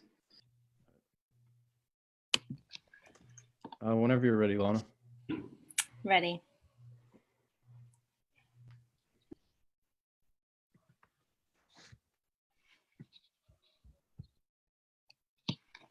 This is John Odeo. He's a resident of Kisumu, Kenya.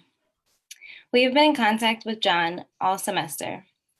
He is one of 15 million smallholder farmers across Kenya who relies on rainwater to irrigate his crops. John explained to us that he grows on about half an acre of farmland himself, and he shares about 10 acres with his neighbors as a community farm. Because each grower also has their own piece of land, the total amount is about 16.5 acres. Naturally, these farmers want a borehole for irrigation, but like many other farmers in Kenya, they have found that this is not a viable option. In John's case, 13 farmers end up sharing about one hand-dug well. This means that all of the water needed to irrigate each individual farmer's land, as well as the community's land as a whole, comes from one hand-dug well. However, these wells are very dangerous to dig. They cave in and are easily contaminated. They also tend to dry up because they cannot go below the water table. John's community well actually dried up a month ago, and now no one in the community has access to water. So like John, 95% of smallholder farmers are at the mercy of Mother Nature. They rely solely on rainwater to irrigate their crops. Given that 73% of Kenya's agricultural production is attributed to smallholder farmers, the current irregular water patterns, especially the extreme droughts, has contributed to a 50% decrease in total crop production. So this means that if last year John produced 100 bushels of tomatoes, now he's only producing 50. This graph further illustrates the effects that climate change is having on agricultural growth in Kenya. So as you can see, the red highlighted area represents droughts. Each time there's a drought, the curve dips below zero. This results in a setback in agricultural growth. So an alternative to rainwater would eliminate the risk farmers face with the changing climate and thus face less of a setback in crop production during a drought. So we really wanted to confirm our research and put faces to the numbers. So we went straight to Facebook and began posting surveys to various farm groups. We found that if a farmer had 100,000 shillings, which is about $1,000 US,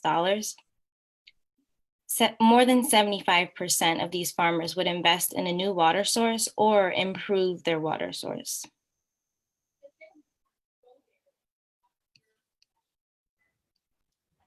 So for these reasons, we started Extrigate. Our goal is to provide a sustainable source of irrigation water for smallholder farmers like John through low-cost boreholes. In Kenya alone, over 15 million farmers are at the mercy of Mother Nature, depending on rain to grow any crops, as stated before. And our goal is to help these farmers. To enter the market, we are planning to partner closely with one of our contacts in Kenya, the 1 Acre Fund. We have been working closely with our main contact, Ben, who has experience using our drill. He has been extremely helpful in both product development and customer discovery. We have also been working with a woman named Dorcas, who is helping us reach the portion of our customer base that is not accessible through Facebook or WhatsApp. Luckily, the majority of the drill testing can be done in the US, but we are still planning to have at least 2 team members travel to Kenya as soon as international travel opens up to continue customer discovery. Both the 1 Acre Fund and Dorcas will play a key role in our initial entrance through their existing relationships with smallholder farmers across Kenya. Currently, the market consists of big rig drilling companies that use mechanized drills and charge anywhere between $10,000 to $20,000 per borehole. This is clearly unattainable for a smallholder farmer whose annual income is around $2,500 US. So farmers and communities have resorted to hand-dug wells. The diameter of these wells are so large that children often fall in and drown. Workers often die due to lack of oxygen during construction or to the well collapsing on top of them. Hand-dug wells are also more susceptible to contamination, so this endangers surrounding communities that are also using the same aquifer. Humans can barely dig below the water table, which allows for seasonal fluctuation in the water levels. Yet these wells still cost around $1,000 for the community. But a farmer clearly cannot afford to lose water access during the dry season when they need water the most. Boreholes can also be dug using manual drilling methods. Most manual methods can drill 5 to 20 feet below the water table, but many of these methods are labor intensive. A manually drilled borehole can cost anywhere between $2,000 to $5,000 in the current market. Clearly, manually drilled boreholes are still out of the price range for smallholder farmers.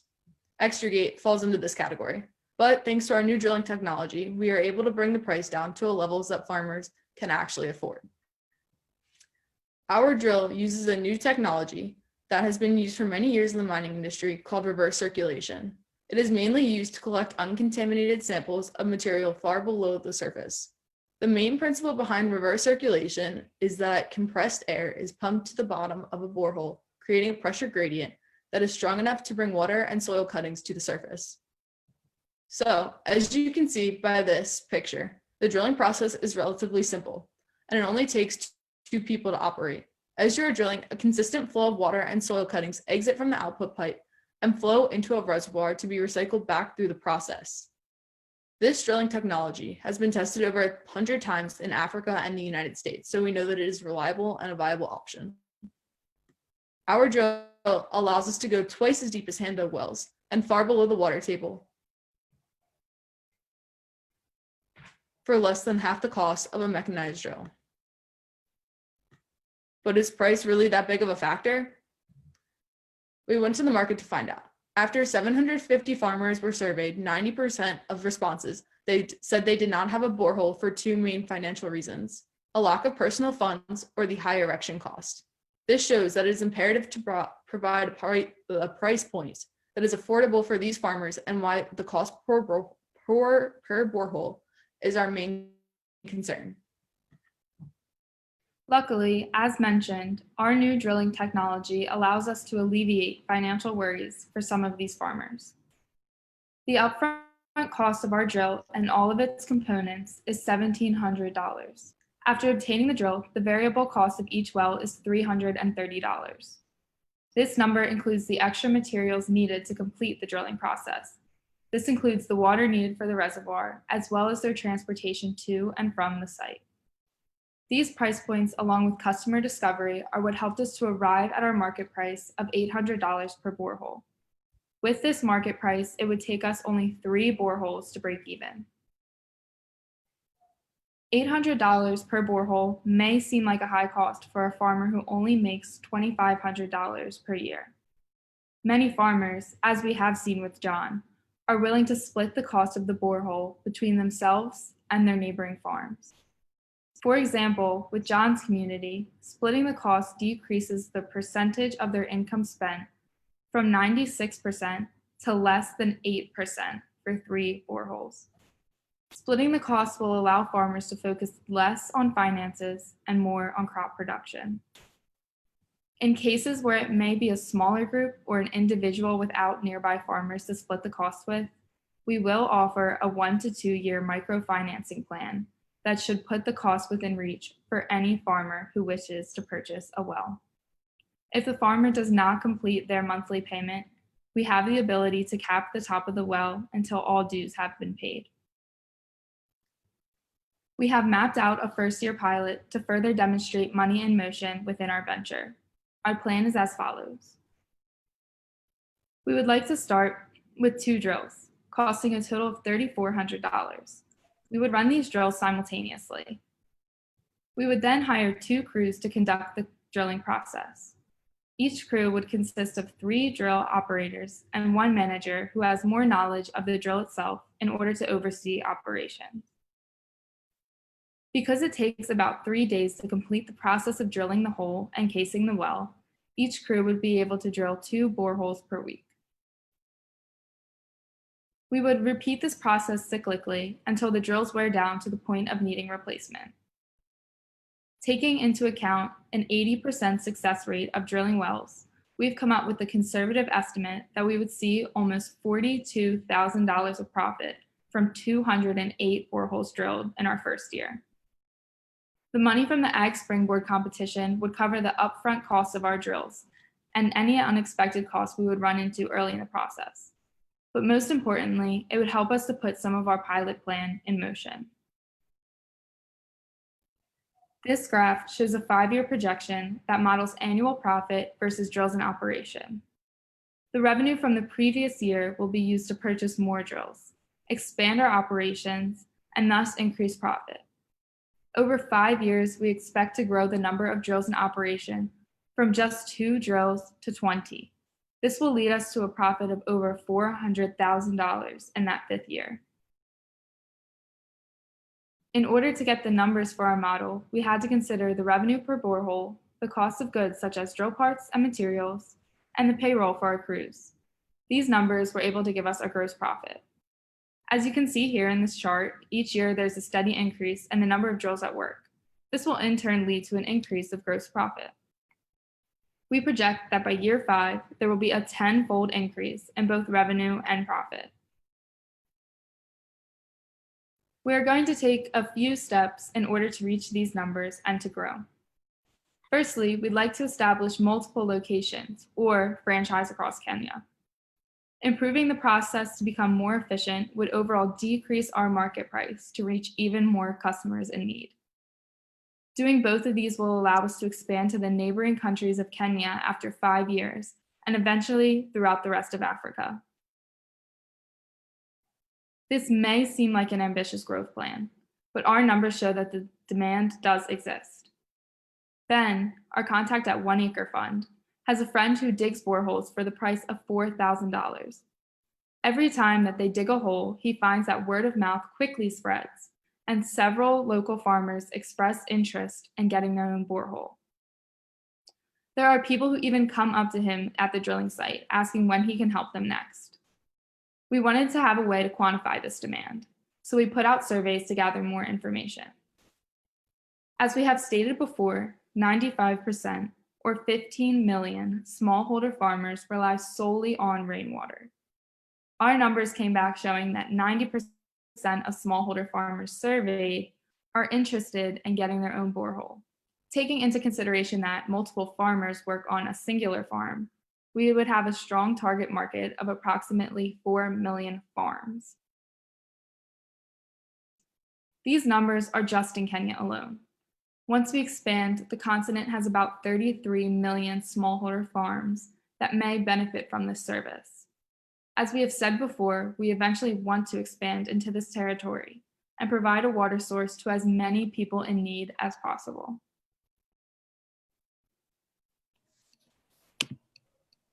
So with this growth plan and proven demand, we plan to make 4 major impacts.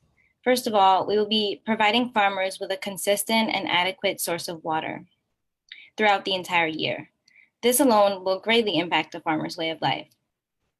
Next, this adequate water source will allow farmers to increase their crop production back to the point it was before the drought. So it will allow for an increased diversity of crops that they're growing, since they're no longer restricted by the amount of water they have access to. So this will in turn greatly increase a farmer's overall income. Safety is also really important to us. Our borehole eliminates the harmful risk of contamination that comes with hand-dug wells. So this will help to stop the spread of disease throughout aquifers and the soil.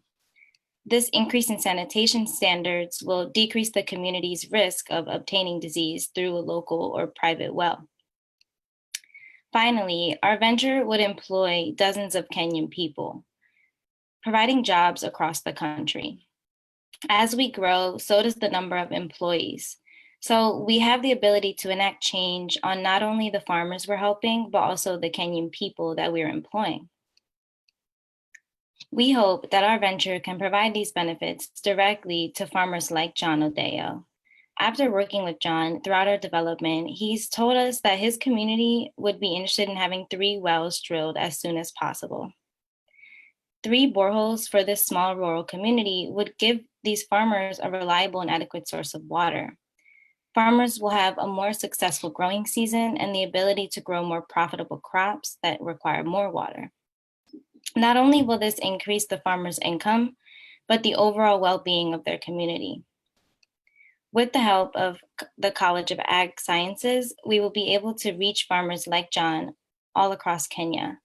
We hope that you join Extrigate in this effort to provide smallholder farmers with reliable water wells so that ultimately they can participate in a diversified market and provide for their communities and families. Thank you.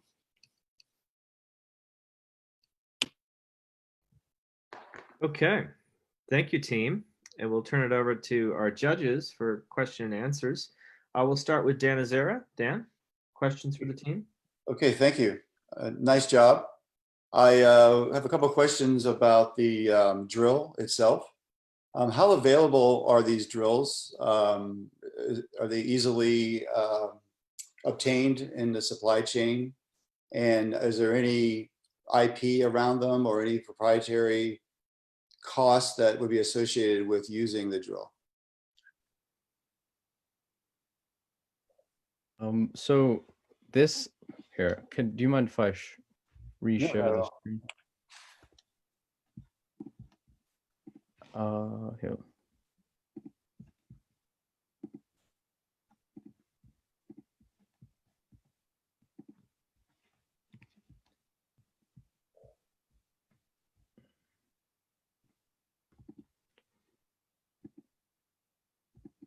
Okay, maybe not. Basically, we got this technology from, there was a charity called 1 Acre Fund, or 1 Million Wells. And the guy who started it, his name was Russell Crawford. And he's around 70, 80 years old. And he created this technology just using parts almost lying around the house. And it consists of PVC pipe, metal that he welds together or hires someone to weld together. But it is all basic parts that you can buy. We're just basically he wants to hand off the torch to us, and we're taking this charity approach and turning it into a business model so that it can self-sustain. If that makes sense.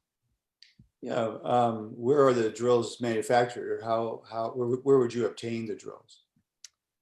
They're made in-house. So your basic Home Depot, or they have most of the parts we would need.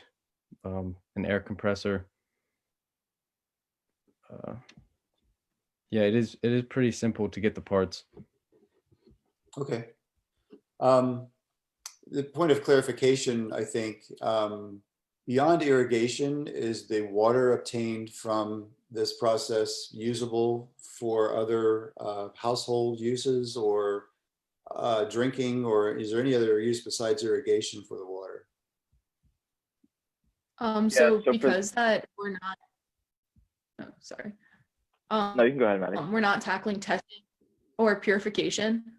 We didn't want to encourage use for domestic use or anything like that because we don't want to make people sick, obviously. So I think it would just provide too much risk if we tried to tackle drilling and purification and testing all at once. Okay, thank you. Okay, Bill, questions? My two questions are sort of related to Dan's. Walk me through what it takes to drill the well. The reason I asked the question is I'm interested in how you established the cost to drill a well versus the competitive alternatives. Someone just mentioned some of the things you need. Some of these areas are remote, so power sources, all that sort of thing. I have questions about how you establish the cost. Yeah, and team, feel free to share slides as needed. We Okay. can accommodate that. Yeah, Chris, do you want to share the process slides that we have for the appendix? Sure. Sorry.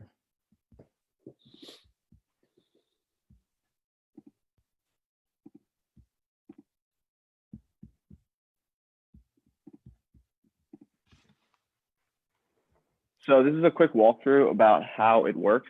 So the first thing we do is locate a good spot to drill, and this might be a few days before we actually end up drilling. The next step is to dig a reservoir. This doesn't take very long. It has to be, I believe, 15 feet wide or 15 feet long and 3 feet wide. And then after that, we begin to drill.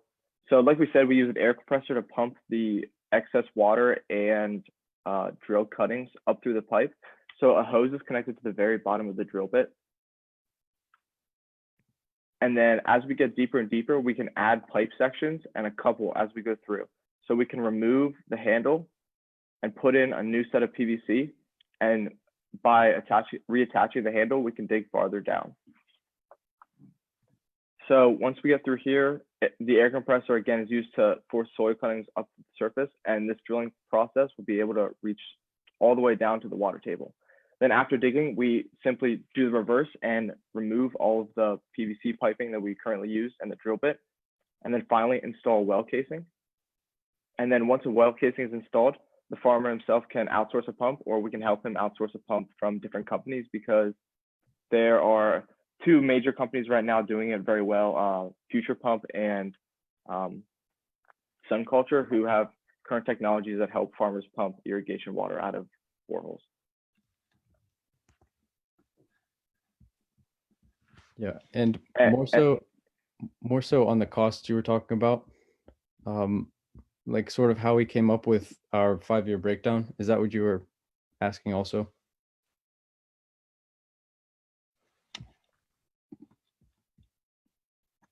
Bill? I think you might still be muted. Okay. It's no, you answered the question. It's a no, that was more interesting. Thanks. Okay, my second question is related to funding. Water in Africa is not a new topic. This is a several decades old opportunity. People have been putting funding into Africa for almost as long as I can remember. Would there be an opportunity for public money, private money, foundation money? If this technology shows itself to be that cost effective, it would appear to me that you might be able to get people to help pay for wells that multiple farms can work from, and not have to even maybe use all their own funds. Have you looked into that? So the original plan, I think like Chris mentioned, was 1 million wells. The man who invented this technology was completely charity based. So before he would drill a single borehole, he would have to get X amount of dollars to do so. That means a plane ticket to India, a plane ticket to Kenya, and then he would drill a borehole. So we kind of wanted to stray away from that sort of business model. But with that being said, we would definitely be willing to take in any extra private or public money that could help us drill holes for maybe farmers that can't come up with $800. Like we said, we're offering a lot of microfinancing plans, but that still might be unreachable for a small percentage of farmers across Kenya. So if we could definitely get the money to drill for them, that'd be amazing. And we would for sure accept that money from any private or public industry. Okay, thanks. Okay. That's all I have. Bill, another question? Or? No, I'm good. I'm good. Thanks. Okay. Lindsay? Actually, I wanted to build on Bill's question, which is about going from a nonprofit model to a for-profit model. And actually, have you thought through some of the things that Bill brought up? As in, if you really become a nonprofit and establish, a literal beachhead in Kenya, can you then create a nonprofit that's able to leverage those foundations and other grant money that would be available that otherwise would probably be hard to source if you stayed as a for-profit company?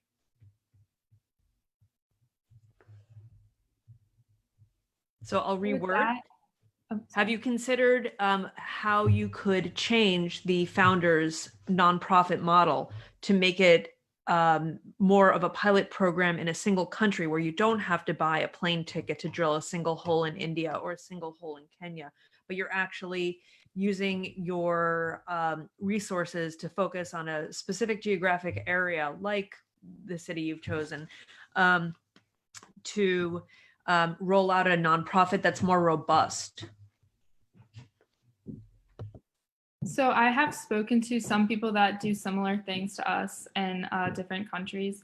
And the one person who was pretty similar to us and had a lot of information to share with me was from Honduras. And he had the original idea to go and do it as a nonprofit. But what he found was that people that gave money or could not continue to source him, or they asked something for the farmers in return, such that the farmers did not want. So the farmers did not want to be associated with these people that would give them funds. And so he kind of had to stray away from that. Now he's a for-profit company. So that's just one example of some issues that we could run into with that. And so we have thought about it. Also, with nonprofits, oftentimes people are given wells and then something breaks and they don't replace the pump or they just let it sit there. So 40% of water points in in Kenya are currently broken or need maintenance. So they're not viable water points or water sources anymore. So by having the farmers pay for them, they have a little bit more responsibility and a feeling of ownership over the well. So you're saying basically the sunk cost, because farmers will have sunk cost into this, they will take more responsibility for maintenance over time.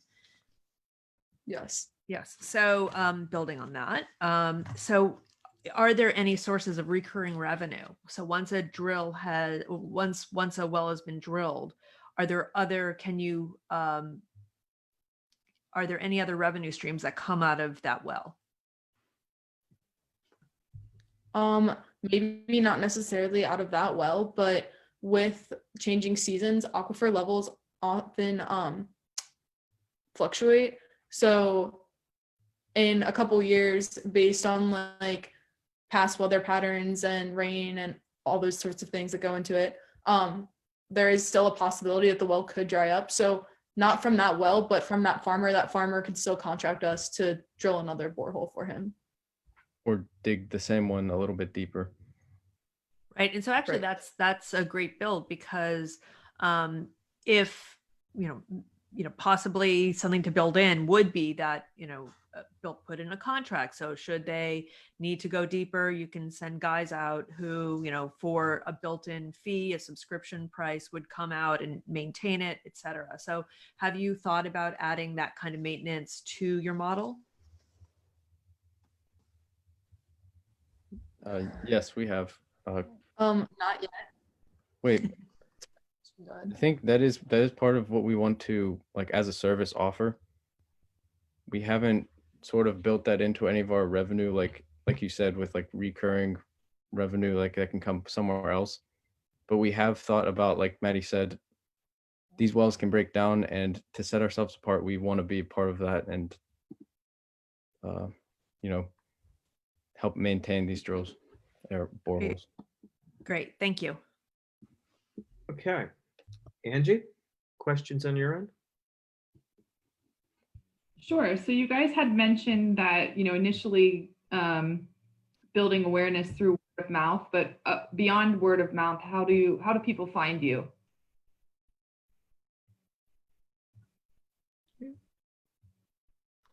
Chris, you want to bring up that slide?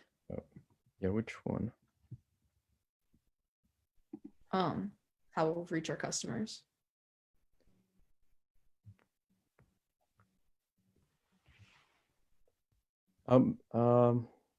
Casey, could you take this one? Yeah, sure. So one of the things that I'm doing right now to just start raising awareness is I'm involved in Facebook groups. So like we had mentioned, some of the farmers that we are able to reach are through Facebook or through WhatsApp. So I'm in a few different Kenyan Facebook groups, and they have over 100,000 farmers in them. So there's a lot of opportunity there. And what I do is I just basically introduce myself. I say that I'm a student looking more into drilling low-cost boreholes. And I ask if any of them would be able to answer a few questions, or if they would fill out a survey or give me their contact information. And I have gotten so many results, and a lot of them, and there's one section of the survey that just says, do you have any other questions, comments, concerns? A lot of them either just go straight to messaging me on Facebook, or they put there that they have a whole entire community that they would like me to talk to, or that they can help me connect to more people and that they want us to come as soon as possible. And with John Adeo, he was the first person that we talked to, and right away he had connected us with the rest of his group. So that is one of the biggest things that seems to us that is a way to connect with them, since we can't actually be there in Kenya right now. And the second biggest part would be Dorcas, who we had mentioned, who is on the ground and is able to connect us with these farmers through phone calls, since they may not have cell phones, since a lot of the customers that we would want to reach the most don't have access to the internet or to technology. So Dorcas is able to meet with these farmers in person, and then we're able to call Dorcas and talk to them directly. Yep. So Plus, as you, go ahead. Plus, we were going to work with 1 Acre Fund, as we've said, and the guy we have on the ground over there for that is Ben Mitchell, and he said he's going to leave the company as soon as we can launch this, and basically we can continue using 1 Acre Fund to reach out to small farmers that, like, for example, don't have cell phones, who don't have access to Facebook. That would just sort of be an easier way for us to grow, because they already have such a large pool of people that they already contact. So as you scale this and have multiple teams and multiple bookings, how do you kind of manage, where the teams are going to be drilling and, managing appointments and all of that?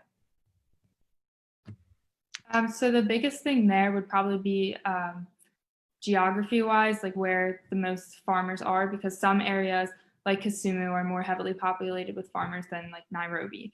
So in Kisumu, that's where we want to start. And from Kisumu, we would like to build throughout the rest of Kenya in the next 5 years. So with that, we would heavily rely on 1 Acre Fund to tell us the kind of map out the central location, so that way we can build and have a greater area where we can reach the most farmers. And that includes like farmers in more remote places that may be further away, because just because they're further away, we would still drive the extra distance to get to them. You might already mention this, and I'm sorry if I missed it, but is there a patent on this drill? No, there's not. Okay, so how do you kind of mitigate other people getting hold of this technology and getting into your competition? It's sort of one of those things that it sounds maybe cliche, but like Benjamin Franklin, he would like whenever he came up with an invention, he wouldn't necessarily patent it if it was for the better good. Or I think Tesla has done similar things so that other people can join the market, because this cause we do want to, like, we are focused on the cause as well as getting the business like to a self-sustaining point. But I think that's sort of how we were thinking about it for now. Cool. Thanks, guys. Awesome job. Okay. Hunter, questions on your end? Yeah, sure. Thanks. So I'm curious, due to the fact that there's no intellectual property around the drills themselves, and there could be quite a bit of overhead or at least management in managing all the appointments and moving things around. Why choose a model where you're offering the service rather than, say, selling the drills or really franchising out instead to local community members? So I would imagine the managers that would be managing this workforce, instead of, say, managing a team to go do your service, instead purchasing a drill and doing it that direction instead. Have you guys put any thought into that, and why did you decide to choose the model that you chose? Yeah, so I think for that, it's primarily because of the upfront cost. So if we just were to sell the drill, we would be at the same price that other service companies are offering, like just to drill the hole. So if we take the same approach that sort of our competition is taking, then that price will just drop down, like we said, in half. We hope a lot of times, like we said, like 90% of the farmers, I think we surveyed 900, 90% of them all said the reason that they don't have a well is because of that cost. So we're hoping that half the cost of like 2,000 roughly, that they'll be able to afford it, plus with microfinancing. Sorry, so I guess my idea was a little different. So rather than saying selling to the community or the small farm as a whole so that they have a drill to drill multiple holes, I guess what I meant is more of a village or a town. There's an individual that you're franchising to, and they're purchasing drills from you and finding the local help and support and workforce to go out and actually drill for all of the community small farmers instead. So your customer wouldn't be ultimately the small farm anymore. Your customer would actually be individual franchisees that would be purchasing the drills from you and then setting up a team to go out and refurbish that cost through the service instead. Yeah, absolutely. Actually, sorry, I misinterpreted that. No problem. No problem. We do want to do that. Franchising is in our plans. We're still looking into it though. So, and then I guess the other thing is maybe just to build a little bit more onto Dan's original question. So there is no current use for the drills beyond just drilling wells for farming. Is there any future plans as you're scaling this to utilize this drill for drinking water, and what would that process look like to make sure it's sanitary? Yeah, so as we scale, we want to partner with pumping companies and irrigation companies, but also as we get even larger, purification and testing companies. So that way we can safely provide drinking water when we get to that point. Great. And so you had a slide originally where you're showing the cost for the big machinery, digging the hand well, and then more of a hand drill. Could you go back to that slide for me, please? Sure.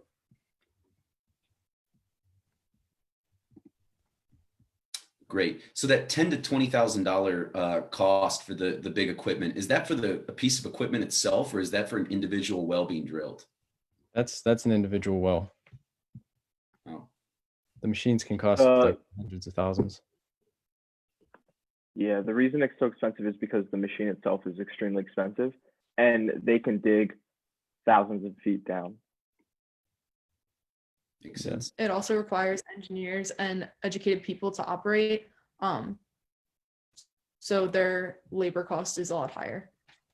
And did you get that estimate from, say, equipment like that that's being drilled in the U.S., like what it would cost to drill a well in the U.S., or is that actually a cost that would be from actual Kenya? Yeah, so they actually do have these like going throughout Kenya, but this is sort of what they use for like nonprofits or charities. So they'll collect a lot of money. That is sort of one of the problems with them is it costs a whole lot of money to go this route, but you do get a very high quality well at the end. It just they can't impact as many people with that cost. Great. So my last question here is around, what does it take to get this thing up and off the ground? So I don't think I saw anything in there about taking in potential investment or any money needed to get this up and off the ground besides the Ag Springboard money. So do you guys envision that you'd need investment? And if so, if you were to take investment in, do you think that you could scale this faster than your current 5-year projections? Yes, absolutely. We think we're starting with 2 drills, so that will cost us roughly $3,500. That's one of the first costs we need. In addition, we need payment for transportation and sort of just like hidden costs that we're not thinking about because we're sure there's some out there. Maybe legal setup fees. We're not sure. But yeah, with 2 drills at 3,500, we could just sort of do that until, like we said, it's 3 holes until we break even. And then once we reach enough profit, we can start purchasing more and sort of expanding, hiring more people. So if there's truly go ahead, sorry.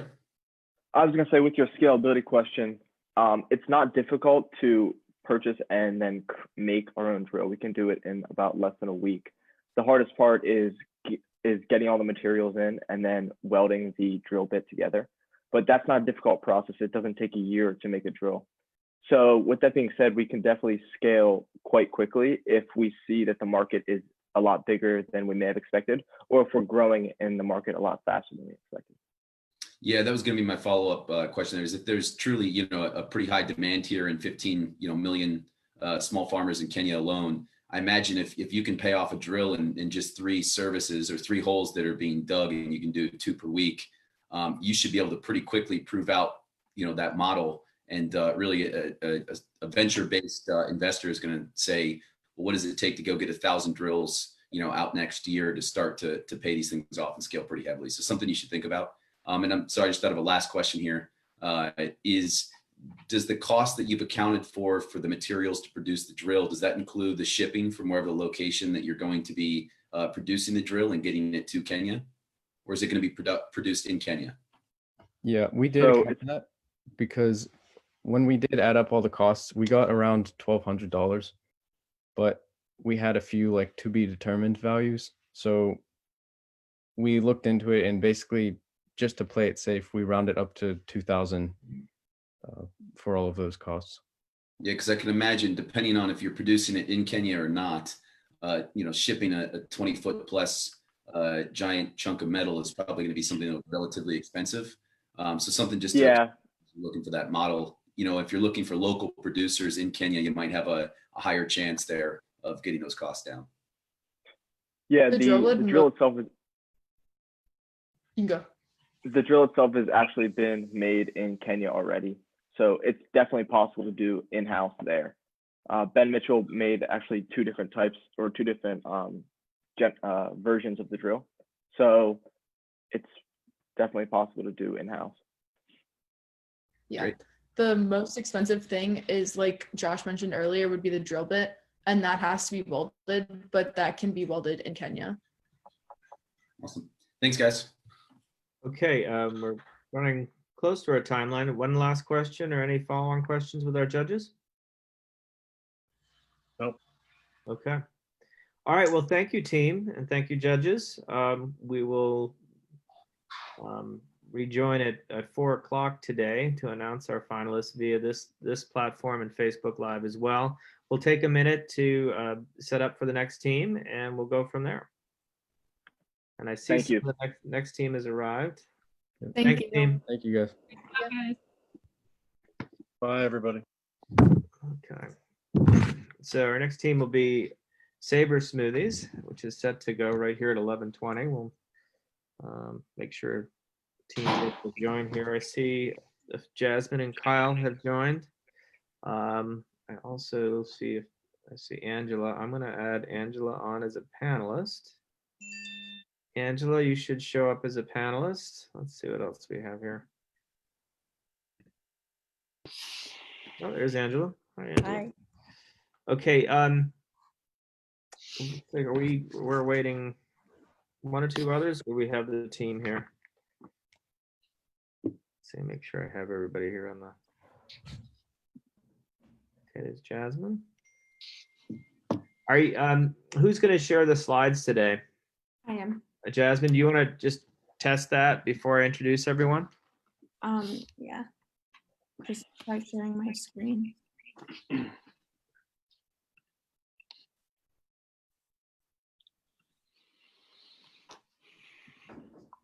Oh, good. Okay, looks like that works. Okay, if you can jump out of share slide mode, and I'll introduce everyone here. Just take a quick check, make sure everybody that needs to be signed on is signed on. Okay. Well, again, welcome to Ag Springboard Finalist Day. We're excited to have you here. As far as the process today, you'll have 20 minutes or so to present. We'll have about 20 minutes of question and answer time. Allison is, let me add Allison on. Allison, you should be joining us soon and be able to check in. Okay, there's Allison, good. I will add people as needed as we go here. So again, like I said, 20 minutes for the team to present, so you don't have to be exactly 20 minutes. And then we'll have 20 minutes of question and answer. We have our judges here with us today. In order, our judges are Daniel Zera. Dan is the Alan R. Wareheim Professor of Agribusiness, our Director of Entrepreneurship and Innovation for the College of Agricultural Sciences here at Penn State. We have Bill Donnelly, the Chair of our Entrepreneurship and Innovation Advisory Board. He's retired CEO of Tangent Rail Corp. We have Lindsay Herman, the head of the Innovation Lab at the Factory LLC, a food startup incubator here in Bethlehem, PA. We have Angie Ramondi, e-commerce manager with Blue Diamond Growers. And our last judge we have is Hunter Swisher, CEO of Phospolutions LLC here in State College. I believe we have everybody set up here. I'm going to introduce the team. So our last team here, presenting in the Ag Springboard Finalist competition, is Team Sabre Smoothie. And we have, for team members, we have Allison Hooven, Jeff Guvetsa, Jasmine James, Angela Bao, and Carl Hemker. So welcome, team. We'll let you go ahead and set up, and then when you're ready to present, we are. Okay.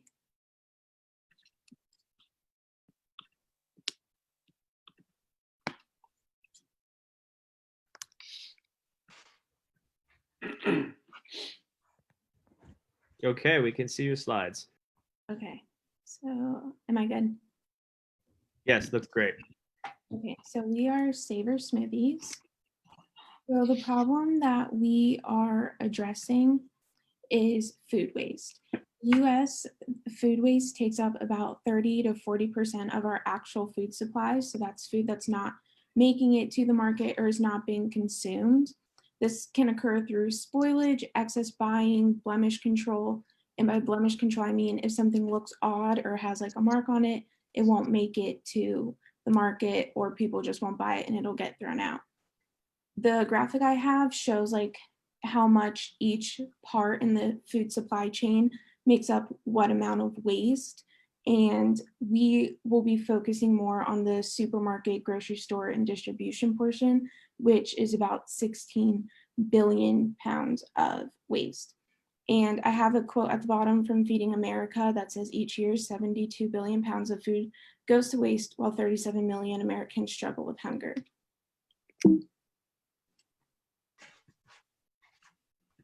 So why does it matter? Well, producing food, it obviously uses resources that could be used for other things, but we have to produce food to feed people. producing food has to be sustainable so that it can support the population we have and the population as it keeps growing. And no one should go hungry, even in a first world country, especially. And another graphic on the side just gives more numbers of where this food waste is going, why it's being wasted, how it's being wasted. And the shocking part to me was that 21% of fresh water is used to produce food that's then discarded. And obviously water is a really important resource, especially in places like California where there's a drought. So where do we come in? Well, we do plan on partnering with an already existing business. So on our partners side, a lot of produce is wasted due to look size, despite it being perfectly fine. So our partner obtains these produce items that appear fine, but no one, or are fine, but appear to, maybe look a little different and not perfect. They can obtain these from farms, grocery stores, even farmers markets. And then a lot of the times they put together a subscription box that is based off of the size of your family, what you might be using it for, and they send that directly to you. So it's very fresh. It comes maybe a few times a week, but it's a fast shipping process so that nothing spoils. An example of a company that does this is Misfits Market. Where we would come is we would partner with these produce delivery services and then offer our service of pre-made frozen smoothies using their fresh produce. So it'd be taking part of the inventory that they're acquiring and making another product out of it. The benefits of this is the more you have to offer, you entice more people to invest in your business. It's convenient for people who don't have time to make their own smoothies and meal prep in that fashion every week. And you're adding a service to the partner without shifting their main focus of obtaining these fruits or produce and shipping them out. So we're focusing on something else for them so they can continue on with their original goal. So shortly put, what we do is we offer pre-packaged frozen smoothies, but they're made with fresh ingredients, which is really important. So we're smoothies with the mission to combat food waste. And I will pass it on to Angela to discuss our actual solution in detail. We're going to be a B2B business. We're going to partner with other eco-friendly companies such as Misfit. Our business process will be as follows.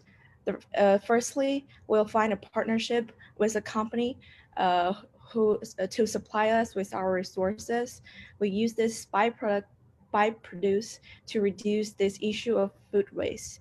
Again, the produce we require are fresh, healthy ingredients with imperfect appearance, so we can make sure the quality of our produce are good. And we will then convert this unwanted fruit and veggies into pre-packaged frozen smoothies. Lastly, the produce is directly delivered to our customer.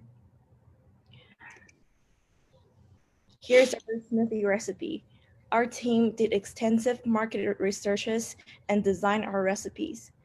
We will be offering the most popular 4 flavors in the beginning. They are strawberry banana, tropical, mixed berry, and green veggies. So our customers can add $6 to the price of the subscription box to get the 24-ounce smoothie in their package every delivery. We will design and offer more flavors as our customer base grows bigger, but these are the initial 4 flavors we will be offering. And I'm going to introduce our customer profile. Our target customers are mainly younger demographic, such as college students and college graduates, who are more eco-friendly and health conscious. As we mentioned before, we are planning of working with companies such as Misfits, so some portion of their customers will just directly become our customers as well. And since we're a delivery service, it will bring us an even wider market. And Kyle will introduce more about industry and market size. Okay, so our market is the fresh food meal kit delivery service, and in 2016 it was around 1.5 billion. This is in dollars, and 2017 it had a big jump to 4.6, and by 2022 we're projecting it to be approximately almost $12 billion, which is a huge jump from only about 5-6 years. So we really think this is a big chance and a great opportunity to jump in as a company. And so this is the smoothie industry in dollars. So in 2018, it was approximately $3.2 billion, and it's only going up. And that's approximately 1.1% from 2013 to 2018. It was continually growing. And from 2018 to 2023, we're projecting it to be around 0.1%, which is, it looks like it's decaying, but it's not. It's kind of flatlining. And we feel like we're the solution to help that get back on track and keep skyrocketing. And the profit in 2018 was about 4.9%. So our strengths and weaknesses. So pretty much our strengths are pretty much it's low capital and we don't really have to import our products into the country. They're pretty much here, ready to go. Our weaknesses is it's a lot of barriers to entry. So pretty much it's FDA. There's a lot of laws and stuff that you have to pass, and because people want to know what's in their food, what's not in their food, the healthiness of it, and so forth and so on. Opportunities. It's so much potential, so much money to be made in this industry. And threats, low outlier growth, per capita disposable income. Our competition, so 3 of our main competitors are Daily Harvest, Jamba Juice, Bolthouse Farms. Those 3 are pretty similar to us. They both, all 3 of them deliver food products at a certain rate in their industries. And a little chart here to the right. So Savor Smoothies, where we are, it's low cost, but it's high quality, which is similar to Jamba Juice and Daily Harvest. They're high quality, which is great, but they're also very high price. Bolthouse Farms is on the other hand, it's low cost and low quality. And now I'm going to be introducing Allie, who has the financials on our product. Thanks, Kyle. So to kind of jump into our revenue model, again, we are a company that's looking to combat food waste. So our overall goal is to use those ugly, which some people would consider produce that people wouldn't necessarily pick up in the store, but are still perfectly fine to eat. Use that off product as our raw materials to sell to companies that are in the fresh food meal delivery service, such as Blue Apron, HelloFresh, and especially Misfit Market, who Misfit Market sells direct ugly produce by delivery service to customers. So our revenue model, just like theirs, would also be subscription based.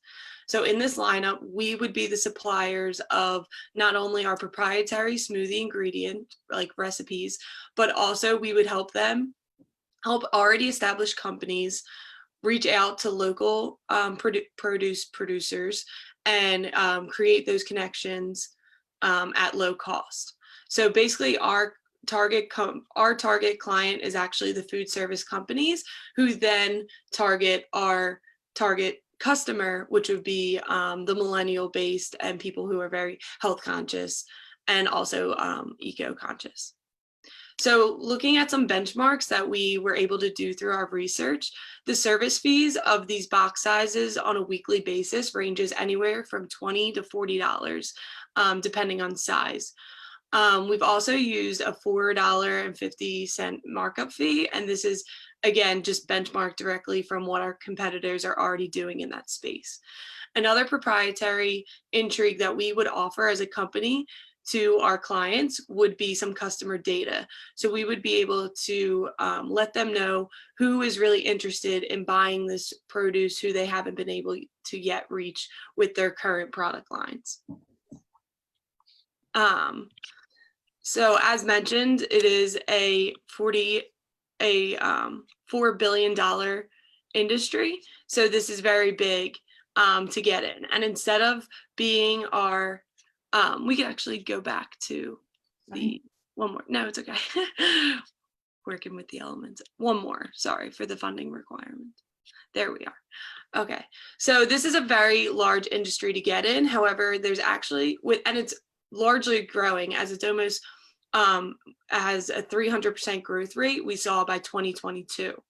So instead of trying to have these hard entry to market factors to deal with, we rather team up with the key major players such as Misfit Markets, Blue Apron, HelloFresh, who are already leading that meal kit delivery service.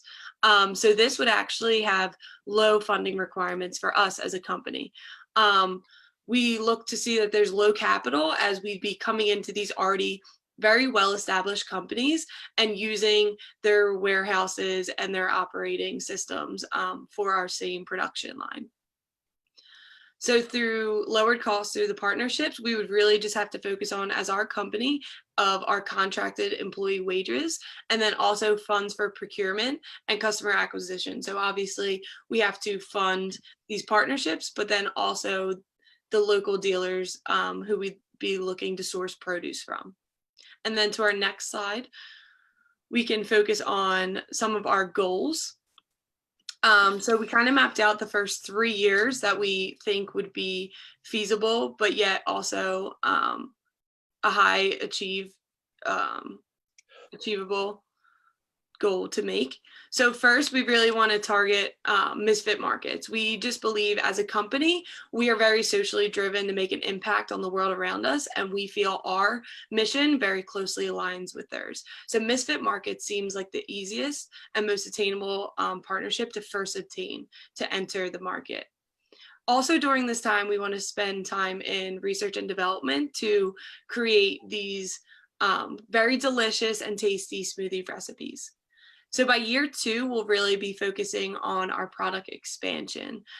This means that we could capture even a larger target audience, being those with dietary restrictions, those who are looking for protein options, or those who just prefer some fruits and veggies over the others. During this year, we would also like to acquire at least 2 more partnerships, even if it's not some of the big key players in the industry, even if we start small and do some of the smaller companies as well, we would be just as happy. So getting our footing with that, we'd really be able to establish by year 3 this diverse list of product offerings, which would be more enticing for different clients as they have their own individual customer bases. And then obviously we want to expand our market share within our clients' market share as well as our own through partnerships. And then for the next slide, we have our financial projections, again on a 3-year projection. So in year 1, we really look at, we'd be happy to capture 10% of our first partner, which would hopefully be Misfit Markets customer base, with our profit margins that we've already benched out using our competitors' financials. So just capturing 10% may not sound like a lot. However, these multi-million-dollar companies are growing by the tens of millions each year. So to be able to capture 10% of that would actually be very beneficial for our company, especially in the first year of operations. And then by year 2, if we are successful in acquiring those 2 new contracts, then we also, of course, want that customer retention to show that we are hitting our marks. We're delivering this quality product while also meeting our mission of combating food waste. And then the 5% market growth would just be a fraction of what the market of a whole is growing at. So we really think that's an attainable goal to reach for. And then in year 3, with this growth, we really just hope to cut our variable costs by working out our deals with our produce suppliers, as well as achieving a 50% profit margin, since our costs shouldn't really increase at all, but we should be having this large growth in our profit margin. It might sound very bold to say 50% profit margin. However, if you really look at the research that we've been able to find, this $11.6 billion industry is really growing, and we're trying to have that closed loop supply chain that we're using byproducts that normally go in the trash and do no one good. So the opportunity is really there, and that's why we're really excited as a company to kind of join in at this time. And then basically, that's all the information we have presented for you today. We'd love to answer any questions, but this is a really great opportunity to not only join a healthy initiative, but also a company that's striving to make a better impact on our planet. So thank you for taking the time today, and we'd be happy to answer any questions.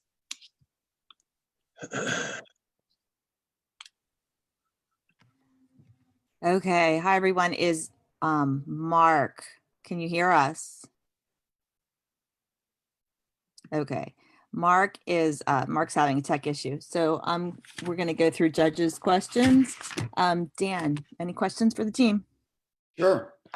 So can you tell me a little bit more about the manufacturing process, and have you determined costs associated with how you would actually make the product, bottle it, I suppose it would be in a bottle, right?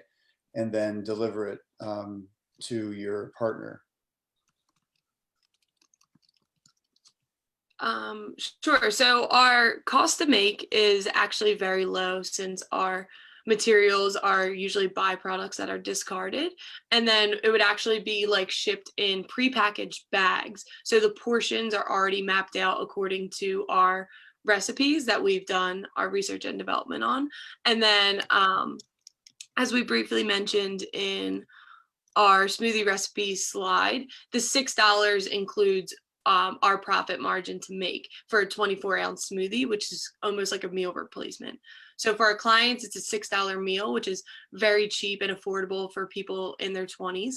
However, the cost to make was, I believe, around $2 to $3. So I'm sorry, so you will be obtaining the vegetables or the materials for the smoothies, and then the process will be bagging the smoothie, and then what will happen to the bag after you make it? Will it be shipped to your partner like HelloFresh or someone, or how will you get it to the customer? Yes, since we're partnering with other companies, they will be part of the manufacturing process as well. And for delivery, we believe we will use other companies' resource to help deliver, because they are already very developed. This can also help save a lot of cost. And yeah, that's our plan. Mm-hmm.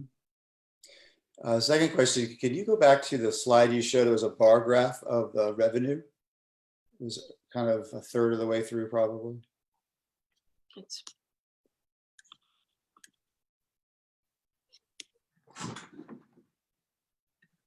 I'm sorry. We can, yeah, share slide. Here we go. Thank you. A bar. This one? Probably slide 10. Yeah. Yeah, I didn't have a chance to look at this. So is that billions of dollars? Yes. So if I look at your manufacturing costs, and one of the questions I have as a result of this is the market itself here is for the delivery services, the meal kits. Right, so the meal kits themselves. This is what this represents: HelloFresh and Blue Apron. Yes. Right. I see. And so, what percent of this market do you want to capture? How do you see yourself capturing some of these sales, and then at what amount? Right. So that's why our kind of year by year goals in year one, instead of just kind of going forward and saying, yeah, we want to capture 20% of $11.6 billion industry. We don't think that's will be necessarily feasible, as people don't know who we are yet necessarily or what we do. So in our first year, we think by just capturing one partnership who is very successful in the industry. Blue Apron and HelloFresh are by far market leaders. They have nearly 70% of that market as a whole. However, we felt Misfit Markets, who's in that same sphere, doing just as well. They're making tens of millions of dollars of deals each year. And they've actually only been around for around 3 years themselves. So they've had great success in just a short amount of time, which is something we also hope to achieve. And we just felt our missions as companies really aligned. So they just looked like the most prospective partnership to first deal with. So your business is really dependent on this tripling between 2017 and 22 to see the kind of growth targets that you want to see. Do you have any intermediary numbers that, like for 2019 or 2021, for example? Yes, we can see the market value of Blue Apron, which is the main player in this industry. Their market value is $57 million in 2015, and it already grew by like over 70% in this few years. So I believe they're almost 100 million right now. Okay. So for us, we're a small business. That's our goal, to be a main player in this market, but we will probably start from like 10 million in the next 5 years. I think that's very feasible, and we can also see this from other companies' number. That's the estimation. Okay, thank you. Okay, back here. Bill, questions for the team? Yeah, you've mentioned this multiple times, but I guess I'm still not getting quite to the point. Dan asked about manufacturing. Are you putting together a kit that comes to me and I make the smoothie, or are you sending me a smoothie ready to go? So our partner is the one who acquires the ingredients, and then we would be mixing that for you. So it would be, because they deliver in such a short period of time due to the nature of produce, it would arrive in an amount of time where we could ship it frozen to you, so you could store it in your freezer. Well, then the bigger question is, if you're partnering with suppliers, i.e. the folks who buy the blemish fruit, et cetera, or vegetables, and you're partnering with the Blue Apron types on the other end, what actually is your value proposition? What's your value add in this process? Are you the advertising, marketing, market development? If you're not making the product per se, what's your value add? Right. So we actually think it would be our smoothie recipes that would already be prepackaged. It's an extension of their product line which these companies aren't already doing.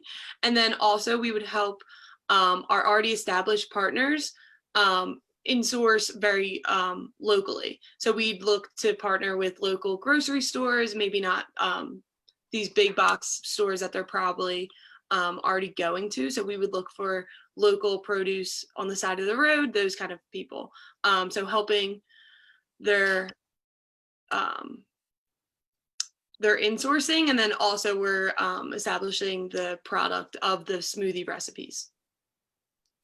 Okay, you understand why I'm asking that question, right? If they can make the product, right, you have to have some value add, or you don't have to. You're not part of the supply chain. For sure. Okay. So one more tied to this, and again, it ties into Dan's question.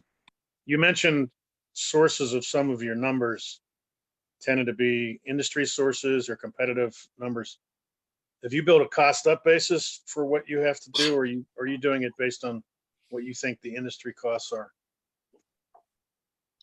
With our resources available, we focus very heavily on the industry costs to kind of target where ours would be as a company. Okay. Thank you. That was a good job. Okay, Lindsay, questions? Sure. So a couple questions for you.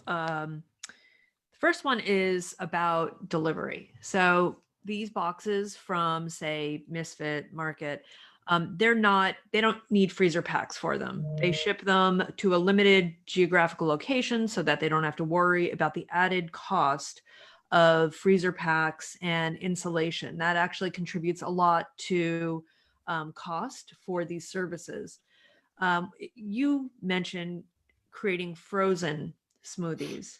That would add cost to the overall cost of freight for your partners. how would you offset that cost to them so that you can realize some benefit of the product that you're selling? Well, actually, I'm very close with Anthony Antonello. He works at Misfits in a finance role there. Well, he actually does a lot of things. And he says during the summertime, they are implementing ways to keep their, because it's fruits as well, fruits cooled and chilled, so that they're already working on ways to keep things at a lower temperature, which would benefit us if they're already going to be doing that. Because he said during the winter time, they don't really need to keep anything chilled. It's already cold enough in the Northeast region, which they're mainly located out of, up in the Philadelphia area. But in the summertime, it can get pretty hot here. So he says they're in their trucks and whatever they're delivering it in, they are working on ways to keep the things chilled.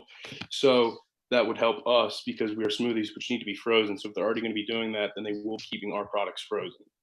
And that's also a great question to not only, as we knew that our target partnership is already moving in that direction, but something that we'd be able to control as a company that we could maybe be prospective for Blue Apron or other companies would be that our smoothie recipes, we could actually just have the ingredients prepackaged in a bag, like cut to proportion by what would taste best.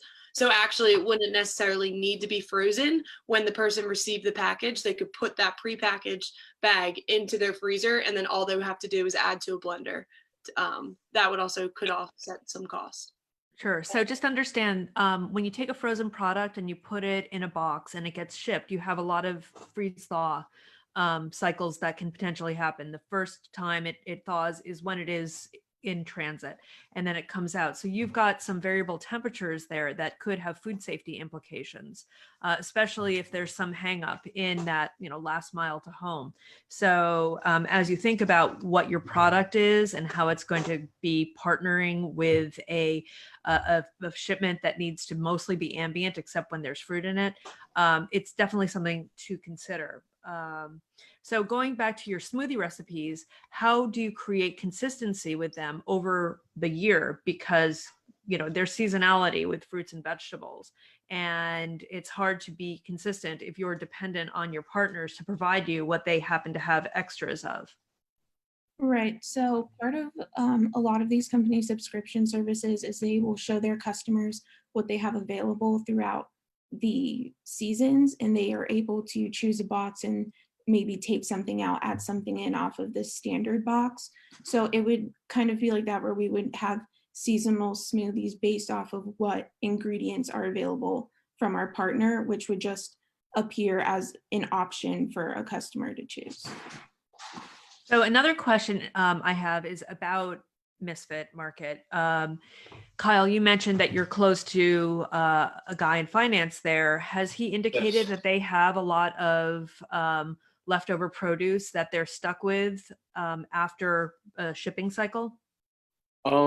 Yes and no. It's mainly, their goal is mainly to take their vegetables and fruits from places like Walmart. So their main thing was, if you look at their website, they have just these ugly looking fruits and vegetables that are weirdly shaped, have a little bruise on them or something like that. So they take those from a Walmart, so to say. And because Walmart doesn't want those weird looking ones, for lack of a better word, because they want the best looking ones, so customers will buy them. So Misfits buys them at like a 40% discount from Walmart, the weird looking ones. Sorry for lack of a better word. And they will, that's the ones that they use, and they repackage for a cheaper price. So it's not necessarily they're having a lot of waste and lack of or excess fruits and vegetables. It's more that they're buying that from another company. So does that make sense? Yeah, it does. And then wondering where you would get the produce that you want to work with for your smoothies that help with, that help upcycle ingredients. Because I'm not understanding if Misfit is selling most of that produce already to their customers, where do you get your ingredients for your smoothies? We would kind of do like similar, like the same thing, like same idea, but more from a local standpoint, buying it from like your local Giant or local market or something like that, instead of a big scale Walmart. So we're kind of on the same page. Yeah, as produce has a kind of a short timeline of freshness and when it is edible, we could help with those products that aren't necessarily selling, because obviously it's hard to eat fruits and veggies with every meal. So people are having this extra product option where it could just be already a prepackaged thing that will eventually be frozen. Hopefully that will help diminish their waste. So you'll have your own trucks then to go and pick those things up from the Giants and whoever, other local markets, Weiss, whoever. That could be, we're hoping to work out in a negotiation with our partnerships. If these companies are well off enough where they'd be able to supply it, that'd obviously be great. However, if we needed to raise the capital, that would be one of the main things we would need capital for. So that wouldn't be too much of an issue where we wouldn't be spending too much elsewhere. Okay, thanks. Okay. Angie, questions on your end? Hey guys, so a couple questions. So who is your end consumer of this product? Who is the person that is intrigued by your value proposition? We will mainly focus on the college students or college graduates, basically younger demographic, because this demographic, they're more health conscious and they're more environmental friendly. They tend to spend more money, or they prefer to spend money on healthy smoothies and things can reduce waste. Yeah. So is this the same person that is already purchasing those subscription boxes, meal kits? Yeah, we do believe most of our customers will come from customers of Misfits or other business partners we cooperate with. We're actually like a unique hybrid where we see the smoothie industry doing really well and we see the fresh meal kit delivery service doing really well. So we kind of want to be a hybrid of both, where we think that target market really overlaps, where it's health conscious people who also are willing to spend more with companies who have a sustainable mindset. So we think we could also help the companies that we're going to have their already established clientele buying more per spend, but then also reaching new people who are just more focused on smoothies, and then they see, oh, okay, I can have this other service as well. So does this mean that, sorry, I'm just trying to head around the distribution model and who's actually purchasing this. So does this mean that the person who's going into HelloFresh to Blue Apron, they are adding on the smoothie, or the smoothie comes with the meal kit, or does the person who's using these services, do they know your brand? It would be labeled as a Savor smoothie, but we could have it in our marketing, like on the package, like the sticker involved. We would hope to have kind of like a brief memo of who we are and what we do. But the client as a whole is kind of going to still like Misfit markets and things like that. We wouldn't be shelling out all of this on marketing with like commercials or campaigns. I would just be really, really sure that the person that's using HelloFresh, if this is your distribution model, the person using HelloFresh is the same exact consumer that is also wanting a smoothie subscription service. The other question I had was, you guys touch on sustainability from the perspective of utilizing fruits that would otherwise be food waste. But the HelloFresh model, in the sense of sustainability, is not very sustainable when it comes to package waste. So if it starts as, you guys are receiving the fruit, you freeze it, process it, freeze it, it goes into a package, and then it goes to HelloFresh. Maybe they put it in a different package, then it's put in a box. Then, with all the, how do you guys kind of combat the questions that might occur about packaging sustainability? I think we will not need to get our own packagings because we will try to manufacture our products in the company or with them. So we don't have to have extra transportation or extra packagings because we're basically working together. We are not like separate individuals. I mean, I think that question is a really great point that I don't think we necessarily considered in our initial presentation. However, as we see kind of the eco-friendly industry as a whole, cities as a whole are kind of banning plastic and stuff. So I think that's a really valid point and something that we'd hopefully be able to research into, maybe going into like cloth bags or something that would be more sustainable and more suiting to our company's mission. We hadn't considered that, but that's definitely something that we would love to look at. And then just the last question I have is, do you guys have any insight into how these subscription boxes procure the ingredients they currently use? Kyle knew a little bit about that. He could speak more to that. These companies go to a lot of big box suppliers currently. Sorry, I kind of lost you guys there. I don't really have good Wi-Fi here. What was the question again? Just if you guys had any insight as to how you know, like HelloFresh and Blue Apron, how are they currently procuring the ingredients that they use in their boxes? They're pretty, like I said earlier, they're pretty much just going like, it's more similar. We kind of based our stuff more similar to Misfits. So I guess those three are kind of the same. It's just different products, so to speak. But Misfits, I'm going to use them for an example because that's what we did the most research on. They will go to places like Walmart, like I said earlier, and they will buy a bulk order of all the stuff that Walmart doesn't really want for a discounted rate. And then in your meal kit that as a consumer that you can buy from Misfit, they put it's more of like they create their own box and you can take stuff out and add stuff, whatever like fruits or vegetables you want to be more specific to your taste. So that's pretty much how they do it. They just kind of go off the consumer, but they pre-make some for you. Okay, thanks. Okay, Hunter, questions on your end? Sure. So I'm curious. So me as a customer, right? What stops me, and why not just purchase the fruit and vegetables from Misfit and make my own smoothie at home? I think that because the day and age we're in now, a lot of people are becoming more lazy, so to speak, and they want to just have things ready, hot and fresh right there. People just want things handed right to them with don't have to put in much effort, don't have to do a lot of work. They just want things right there as it is.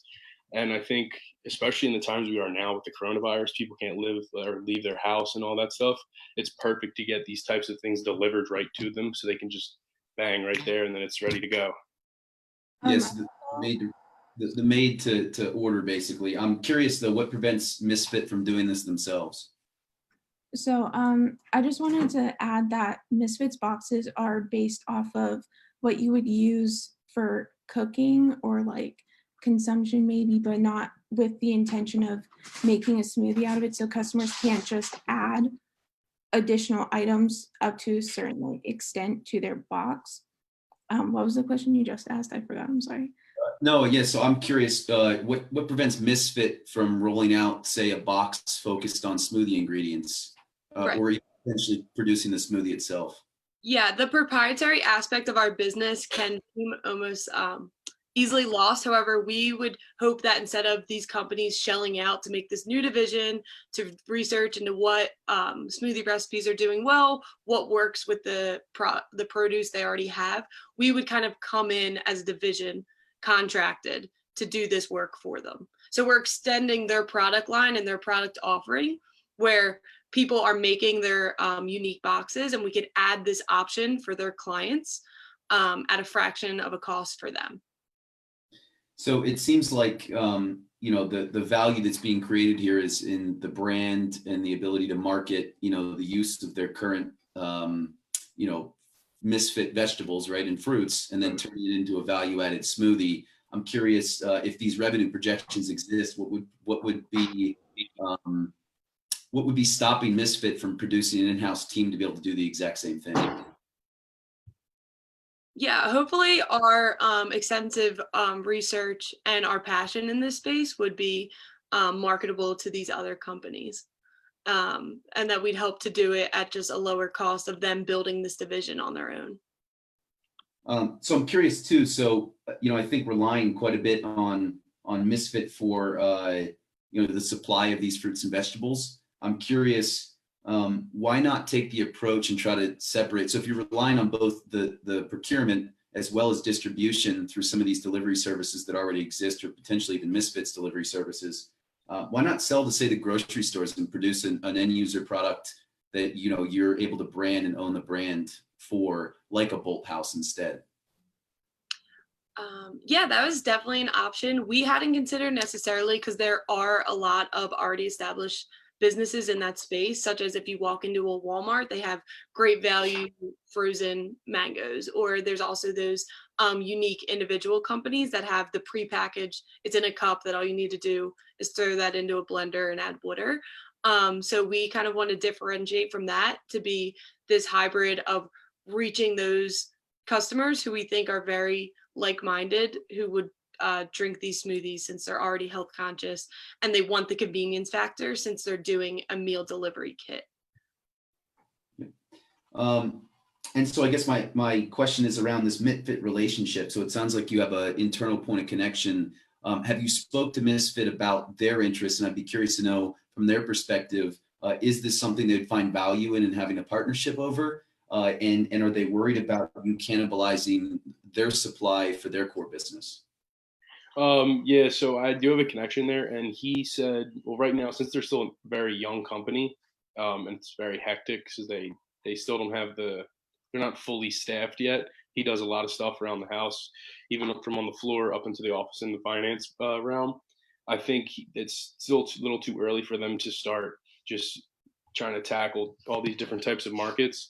So I think down the road, he said it's interesting because the smoothie industry, at least in 2018, was about $3.2 billion, as we stated earlier. So he said that is something that he would keep in mind, but it's not something, it's more of on the back burner right now because they still have to tackle their problem and solution at hand.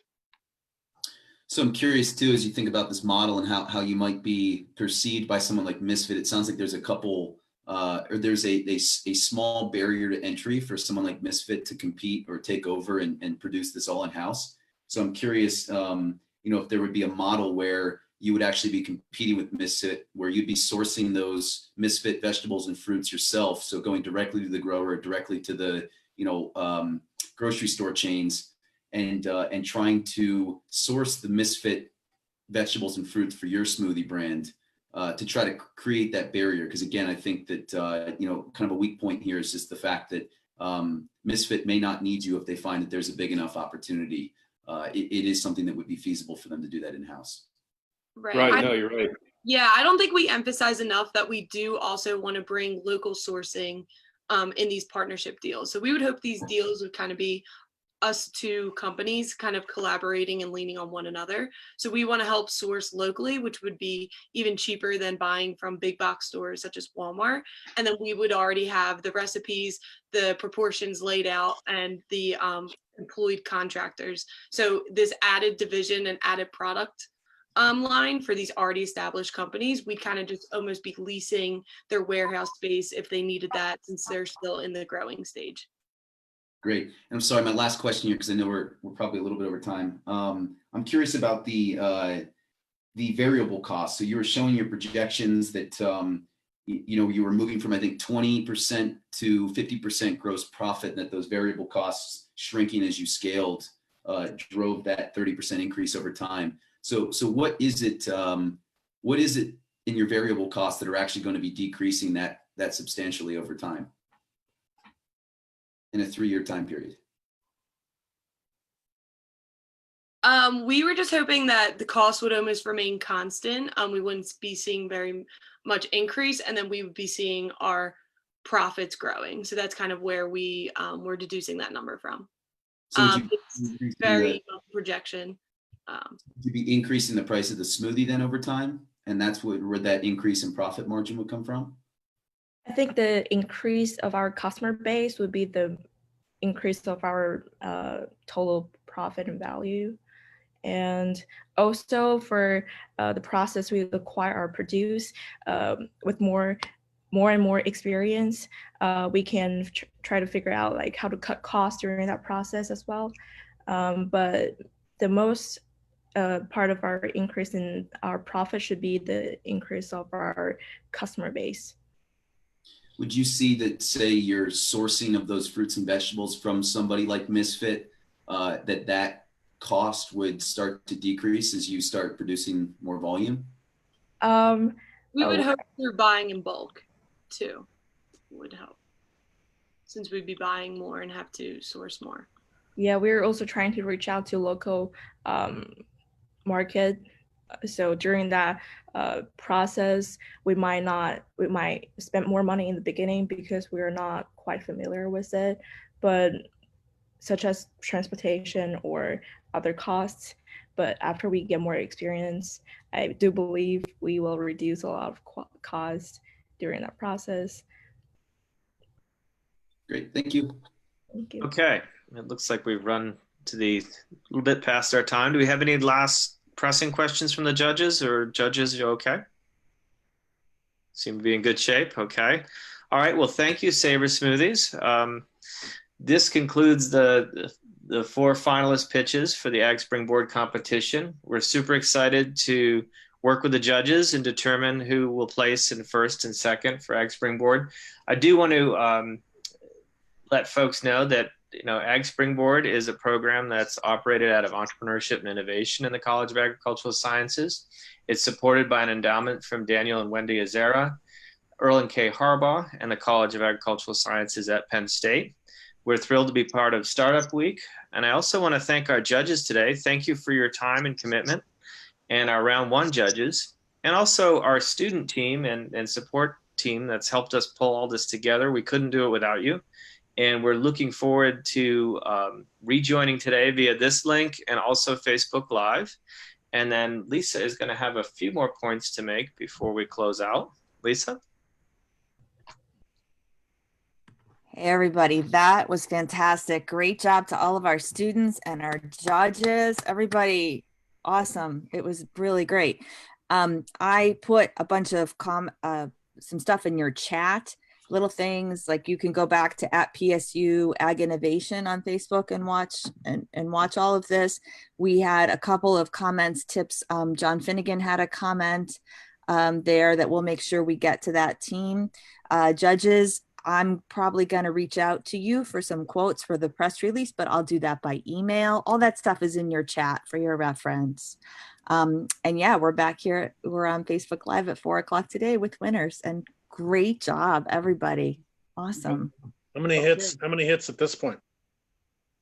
Oh, okay. Let's see. Jenna, you can pipe in if you've got that handier than I do. The last I checked, the reach was north of 1,000, well north of 1,000, and we had engagement of about over 200. And Jenna may have some updated numbers on that. Yes, maybe no. Looking I'll get into back to you that on. right Oh, now. there's Jenna. Sorry, looking into that right now. She's on it. She's on it. I think your number is accurate. Ah, okay. There we go. There we go. How Huge many? thank you to everybody. Okay.